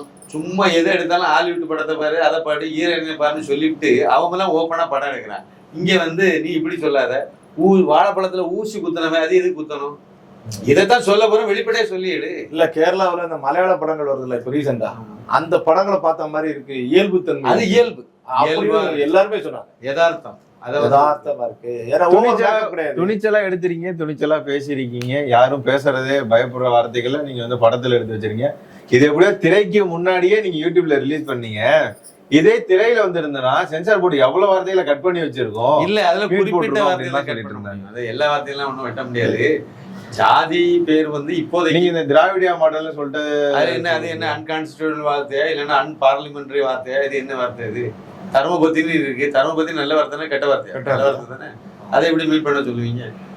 அதனால அப்படிதான் வரும். ஆனா இன்னொன்னு, படம் பார்க்க குழு தான் அதை முடிவு பண்ணும். அந்த குழு வந்து அவங்க வந்து ஒரு வார்த்தையை சொல்றாங்க அப்படின்னு சொல்லும்போது, இப்போ வந்து அம்மாடி இல்லைன்னா வேற ஒரு வார்த்தையை சொல்லியிருக்காரு அப்படின்னா அந்த வார்த்தைக்கு அவங்க வந்து இது எனக்கு ஒரு மாதிரி கொச்சையான வார்த்தை மாதிரி இருக்கு அப்படின்னா இது வந்து ஸ்லாங்கு. இது அந்த ஏரியாவில் உள்ள பகுதியில் உள்ள ஸ்லாங்கை தான் நம்ம பயன்படுத்தியிருக்கோங்கிறது ஜஸ்டிஃபிகேஷன் நம்ம சொல்லிட்டோம் அப்படின்னா ஓகே. இந்துடாங்கிற படத்துக்கே டைட்டிலுக்கே வந்து ஜஸ்டிஃபிகேஷன் அந்த பொண்ணுக்கு கதாநாயகி பேர் இந்து அப்படின்னு சொல்லும்போது இல்லைன்னா அது மத ரீதியான ஒரு இதுங்கிற மாதிரி தான் அதை எடுப்பாங்க. அப்போ அதுக்கு கதாநாயகி பேர் இந்துங்கிறதுனால அந்த தலைப்பை வந்து அவங்க அதை ஜஸ்டிஃபிகேஷன் ஓகே ஓவர், அதுக்கு மேலே அதுக்குள்ள போக மாட்டாங்க. படத்தை பார்க்கும்போது அது அப்படித்தானே தெரியும். அதில் வேற ஒன்றும் நான் சொல்லலையே, வேற ஒரு ஜாதி வெறிய மத வெறியை தூண்டுற மாதிரி இல்லை இன்னொரு மத வெறி இன்னொருத்தங்களை மதத்தை இழிவுபடுத்துற மாதிரி அதை பத்தி நம்ம பேசவே இல்லையா. மதவாதிகள் மதத்தை சார்ந்தவன் இவன் பண்றதுன்னு நம்ம சொல்லியிருக்கோம். அப்படின்னு சொன்னா கூட மதமாட்ட வாரா அவங்க கூட இந்துக்காரனா தானே காணிக்கணும். நீங்க வந்து இதெல்லாம் பண்ணுங்கன்னு சொல்லிட்டு வர 33 கோடி தேவர்களும் பிசாசு கடைசியில என்ன சொல்றான், முருகன்னு சொல்றான், கூட வந்து வள்ளின்னு சொல்றாங்க. அவன் எல்லாம் இந்து பயவில்லை எல்லாம் இருக்கு அப்படிங்கிற அந்த பயவில்லைங்கிறத வந்து இப்ப சென்சார்ல வந்து இந்த பயவில்லைங்கிறத அது ஸ்லாங் அதை நம்ம சொல்லுவோம். அதை மீறி இல்லை ஸ்லாங்கா இருந்தாலும் நீங்க அதை மாத்தி தான் ஆகணும். சரி அப்ப மீட் போடுன்னு சொல்லுவோம். அவ்வளவுதான். அதுல வந்து நம்ம வேற ஒண்ணும் சொல்ல போய் எல்லாம் யூடியூப்ல பாத்துட்டாங்க. இனிமேல் நீங்க அங்க கட்டு கொடுத்து என்ன அதான் நான் சொல்ல போறேன். அவ்வளவுதான். அதனால வந்து ரொம்ப ஒன்றும் பண்ண மாட்டாங்க. குறிப்பிட்ட வார்த்தைகளை ஆனால் கண்டிப்பா பண்ண சொல்ல வாய்ப்பு இருக்கு. அது அந்த குழு தான் முடிவெடுக்கிறது. அந்த குழு என்ன முடிவு எடுத்தாலும் சரி அதுக்கு நம்ம ஜஸ்டிஃபிகேஷன் சொல்லி பார்ப்போம். இல்ல முடியவே முடியாதுன்னு அவங்க ஏன்னா 10 பேர் கொண்ட குழு, இது ரிவைசிங் கமிட்டி. மற்ற கமிட்டினா 5 பேர் இருப்பாங்க, 4 பேர் உறுப்பினர்கள் 1 அதிகாரி. இதுல வந்து 10 பேர் அதிகாரி 1 பிளஸ் தான் 10 பேர் உறுப்பினர்கள் பிளஸ் 1 தான் வந்து அதிகாரின்னு வருவாங்க. அதுவும் வந்து சிஓ இந்த மாதிரி லெவலில் வருவாங்க. இல்லை ஆர்ஓ கூட வருவார். ஏன்னா ஆர்ஓ இன்னும் படம் பார்க்கல, அதனால வந்து அவரு கூட வருவார். படம் ஏற்கனவே பார்க்காதவங்க பெரும்பாலும் வருவாங்க. அதில் அவங்க என்ன முடிவு எடுக்காங்களோ அதான் அவங்க எடுத்து ஏதாவது சொன்னாங்கன்னா சரி ஓகே அவ்வளோதான். இது வேற ஒன்றும் நம்ம சொல்றோம். சீக்கிரமா படம் பார்த்தாங்கன்னா சீக்கிரம் திரைக்கு வரும், கொஞ்சம் லேட் ஆகி படம் பார்த்தாங்கன்னா லேட் ஆகி திரைக்கு வரும். ஆர்வமே கடைசியில் படம் பார்த்துட்டு பாருங்க அவரோட 1 மாசம் சம்பளத்தை நமக்கு இதா தரப்போறாங்க. நல்லா அவங்க டியூட்டி, அவங்க வேலை படம் பார்க்க. அவர் வந்து அது எப்படின்னா ரிஜினல் ஆபீசர், அவரு படம் பார்க்க வருவாரு. இல்லைன்னா அவருக்கு கீழே உள்ளவங்களை அனுப்புவாங்க. இது வழக்கமானது. இவர் ஒரு இடத்துக்கு படம் பார்க்க போகலாம், அதே நாள் இன்னொரு படத்தை இன்னொரு தியேட்டர்ல இன்னொரு டீம் உட்காந்து படம் பார்க்கலாம். அது அவங்களுடைய வேலை. அவங்க பார்ப்பாங்க, பார்க்கணும், அது பிரச்சனை இல்லை. நல்ல திரைக்கும் வரும். திரைக்கு வரும்போது நீங்க சொன்ன மாதிரி சில டயலாக்குகள் வந்து ஆக வாய்ப்பு இருக்கு. அதனால ஜஸ்டிஃபிகேஷன் நம்ம சொல்லதான் செய்வோம். ஆனா சொன்ன மாரி சில இது இல்ல இருந்தாலும் இதை பண்ணி தான் ஆகணும்னு சொன்னாங்கன்னா ஓகே பண்ணுவோம். சீக்கிரம் பண்ணி தான் ஆகணும். ஏன்னா ஜனநாயகம் இருக்குல்ல, இப்ப எங்களுக்கு ஜனநாயகனுக்கு தான் போட்டி. போட்டியில 2 தான் கிடையாது, சிக்கிட்டு கிடக்கு அப்படின்னு சொல்ல. போட்டி கிடையாது. யூடியூப்ல ரிலீஸ் பண்ணோம், ஜனநாயகனா ட்விட்டர்ல ரிலீஸ் பண்ணி வச்சிருக்காங்க. அந்த தைரியம் யூடியூப்ல துணிஞ்சு விட சொல்லுங்க. நம்ம வந்து மக்களுக்கு கருத்து போய் சேரணும்னு சொல்லிட்டு பணம் முக்கியம் இல்ல, மக்களுக்கு இந்த கருத்து போய் சேரணும்ங்கிறதுக்காக ஓட்டு போடுறது நோக்கமே எலெக்ஷனுக்கு முன்னாடி இதை வெளியே கொண்டு வரணும் அப்படிங்கிறது தான். ஜனவரி மாசமே 9ஆம் தேதி நம்ம ரிவைஸ் இந்த இதுக்கு சென்சாருக்கு அப்ளை பண்ணணும் அப்படின்னா அப்போ வந்து சப்டைட்டில் கூட போடலான்னு ஒரு யோசனை வச்சோம். ஆனா அது பண்றதுக்கு இன்னொரு 20 நாள் அவகாசம் தேவைப்படுன்னு சொன்னதுனாலதான் இன்னும் 20 நாள் அதை பண்ணணும்னா இன்னும் டிலே ஆயிரும். அப்போ சென்சார் சர்டிஃபிகேட் வாங்குறது தாமதம் ஆயிடுச்சுன்னா எலெக்ஷனுக்கு முன்னாடி வெளியிட முடியாதுங்கிற ஒரு சூழ்நிலை வருங்கிறத முடிவு பண்ணிட்டு தான் 9ஆம் தேதி அப்ளை பண்ணணும். சப்டைட்டில் இல்லைன்னா பரவாயில்ல, தமிழ்ல முதல்ல வரட்டும் அப்படின்னு சொல்லி தான் பண்ணணும். அது என்ன ஆகி போச்சுன்னா 13ஆம் தேதி படத்தை பார்த்துட்டு ரிவைசிங் கமிட்டிக்கு போட்டாங்க. ஒரே ஒரு ஆளுக்கு வந்து இதா உடன்பாடு இல்லையாமா அவங்களுக்கு. அவங்க இந்த படம் வந்து அதில் சொன்ன வார்த்தையாக நான் கேள்விப்பட்டது என்னன்னா, இந்த படம் வந்து வெளியே வந்ததுன்னா பெரிய கலவரமே. என்ன கலவரம் வந்து 1 வாரத்துக்கு மேல ஆயிட்டு என்ன கலவரம் வந்துச்சு, எங்க 5 லட்சம் பேரை மேல பாத்துட்டாங்க. பெரிய எதிர்ப்பே இல்லைங்க. கமெண்ட்ஸ்ல போய் பார்க்கும்போது இல்ல அதுல என்ன சொல்லியிருக்கோம் அப்படின்னா இதுக்கு முன்னாடி இந்த படங்கள் எல்லாம் இவங்க பார்த்ததே இல்லையா? அப்போ நம்ம ஏதாவது ஒண்ணு சொல்லி இருந்தா பரவாயில்ல. இந்த பிட் நோட்டீஸ் கொடுக்கறது ஏன் வாழ்க்கையில இப்போ மதுரை வயல்ல அந்த பைபாஸ்ல வச்சு ஒருத்தன் கொண்டு கொடுத்தான். ஹெல்மெட்டை தூக்கிட்டு மண்டையில அடிக்க போயிட்டேன். அப்படியே நான் நெத்தியில இவ்வளவு பெரிய பொட்டு வச்சிருக்கேன், என்னட்ட வந்து ஏசு அழைக்கிறேன்னு சொல்லி பிட் நோட்டீஸ் கொடுத்தா அது பைபாஸ்ல ஓரமா நின்று ஒருத்தர் பேசிட்டு இருக்கோம். அவ்வளவுதான். அவர் அங்க இருந்து அவரு எதிர்முனையில வந்தவர், அவரு எங்க வண்டியை ஒண்ணு இதுல கும்மிடிப்பண்டியில இருந்து எடுத்துட்டு வந்தாரு. அவர்கிட்ட நான் இந்த வண்டியை கொடுத்து அங்க அனுப்பணும். அவ்வளவுதான் மேட்டர். ஒரு அசிஸ்டன்ட் டைரக்டர் அவர் வந்தவர்கிட்ட நான் கொடுத்துட்டு அவர் அந்த பக்கம் விட்டுட்டு இந்த பக்கம் கிராஸ் பண்ணி வந்துட்டாரு. இப்ப நான் அந்த பக்கம் போய் வண்டி எடுத்து வீட்டுக்கு வரணும். இதுல 2 வார்த்தை அவர்கிட்ட பேசிட்டு இருந்தேன். ஒருத்தர் எக்ஸல் சூப்பர்ல வந்து அப்படியே வந்து நின்னா, என்ன சார் பெட்ரோல் தீர்ந்து போச்சோன்னா, ஏதோ ஒரு நல்லவனா இருக்கானேன்னு நினைச்சேன். பெட்ரோல் தீர்ந்து போச்சு பைபாஸ்ல நம்ம நின்று பேசிட்டு தான் நிக்கிறோம் நாங்க 2 பேரு. ஆனா கேட்டாரு, கேட்டோம்னா சரி பரவாயில்ல இதெல்லாம் கூட விசாரிக்கான்னு நினைச்சா, இல்ல சார் ஒன்றும் பிரச்சனை இல்லை நீங்க போங்க சார் சொன்னோன்னு வண்டி அங்கே தள்ளி கொண்டு விட்டுட்டு அவர் அங்க இருந்து பிட் நோட்ஸ் எடுத்து வர்றாரு, ஏசு அழைக்கிறாரு. அதை முதல்ல வாங்கி இதே ஸ்டைல் தான் அப்படி வாங்கி பார்த்த உடனே அந்த ஹெல்மெட்டை தூக்கிட்டு மண்டையில அடிக்க போய் அந்த நான் தான் கேட்டேன், நான் நெத்தில இவ்வளவு பெரிய பொட்டு வச்சிருக்கேன், எப்படி இது என்ன தைரியத்துல கொடுத்தானு கொடுக்க. கடைசியில் அவனை விசாரிச்சாலும் அவனை இந்த இறந்த வண்டி எடுத்து ஓடி போயிட்டேன். அது வேற கதை. இது இங்கே நடந்துச்சு. ஆவிச்சி ஸ்கூலுக்கு ஆப்போசிட்டா டீ கடையில வச்சு அங்கே வந்து பிட் நோட்ஸை கொடுத்து ஒரு லேடி எல்லாம் சம்பளத்துக்கு தான் கூலிக்கு மாரடிக்கிற இந்துக்களா தான் இருக்காங்க. அது கொண்டு கொடுத்து நீ அந்த மசூதியில கொண்டு போய் வடபழனில் கொடுன்னு சொல்லி திட்டி விரட்டி விட்டாங்க. பிறகு இது கன்னியாகுமரியில அந்த திரிவேணி சங்கம் அந்த சங்கமும் இருக்குல்ல, அதுல இருந்து ஒரு 92 அந்த வருஷத்துல அங்க இருந்து மேல வந்துட்டு இருக்கும். அங்க ஒருத்தர் அந்த ஆளுக்கு பேர் முருகன், அந்த ஆளுக்கு பேர் முருகன்.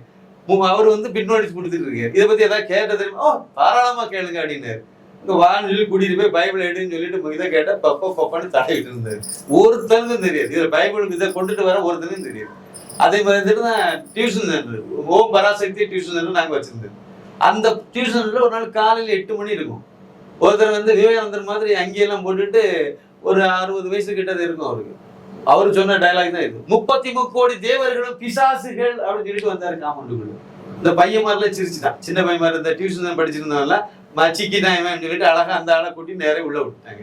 நேரே வந்தாரு, என்ன வேணும்னு கேட்டா அந்த உடனே இல்ல நடந்த ஒரு இடம் அவரோட உட்கார வச்சு மரியாதையை உட்கார வச்சு பைபிள் எடுங்கன்னு சொல்லி அதுல இருக்கிறத படிங்கன்னு சொன்ன உடனே அவருக்கு எதுவுமே தெரியல. புதிய ஏற்பாடும் தெரியல, பழைய ஏற்பாடும் தெரியல. அப்புறம் வாங்கி நான் எடுத்து கையில கொடுத்து படிக்க சொன்னா வாசிக்க தெரியல. அப்ப மதம் மாத்துறதுக்கு எப்படிப்பட்ட இந்துக்காரனை கண்டுபிடிச்சு அவனுக்கு வாசிக்கவே தெரியாது, ஆனா அவனை வச்சு பண்றாங்க. ஆனா அவன் இதெல்லாம் சொல்றான், 33 கோடி தேவர்களும் பிசாசுங்கிறா, நீங்க வழிபடுற சாமி எல்லாம் பிசாசு, இதெல்லாம் சொல்லி கொடுத்து அழகா டியூன் பண்ணி விட்டுறாங்க. ஒரு நாளைக்கு என்ன சம்பளம் கொடுக்காங்கன்னு தெரியல. இதைத்தானே நம்ம சொல்லியிருக்கோம், வேற எந்த மதத்தை போய் நம்ம சொல்ல. இந்த படம் வெளியே வந்ததுன்னா பெரிய பிரச்சனை உண்டாகும், கலவரம் வந்துடும். அதெல்லாம் இல்ல. நீங்க பாத்தீங்கன்னா ஒரு கேள்வி மட்டும் வந்தது கமெண்ட்ஸ்ல போய் பார்க்கும்போது, யார் அந்த சார் அப்படின்ற மாதிரி, யார் அந்த அதிகாரி, அதிகாரி இல்ல யார் அந்த பெரியவர் அப்படின்ற ஒரு புண்ணியவான் வந்து இதை செய்தார்ல, அதை கேட்டாங்க. அது வேண்டான்னு வச்சிருக்கேன். அந்த கேள்வி மட்டும் வந்தது. எது எப்படியோ கூடிய விரைவில் வந்து இந்துடா திரைப்படம் வந்து திரை வெளியாகும் அப்படின்ற ஒரு நம்பிக்கை இருக்கு. இதுவரை நம்மளோட கலந்துகிட்ட இந்துடா குடும்பத்திற்கு மிக நன்றி. மிக நன்றி. அடுத்த கட்டமாக இன்னும் மிச்சம் மீதி உள்ள எல்லாத்தையும் வச்சு அடுத்த நம்ம இதுல சந்திப்பு இந்துடா 2 வரும்.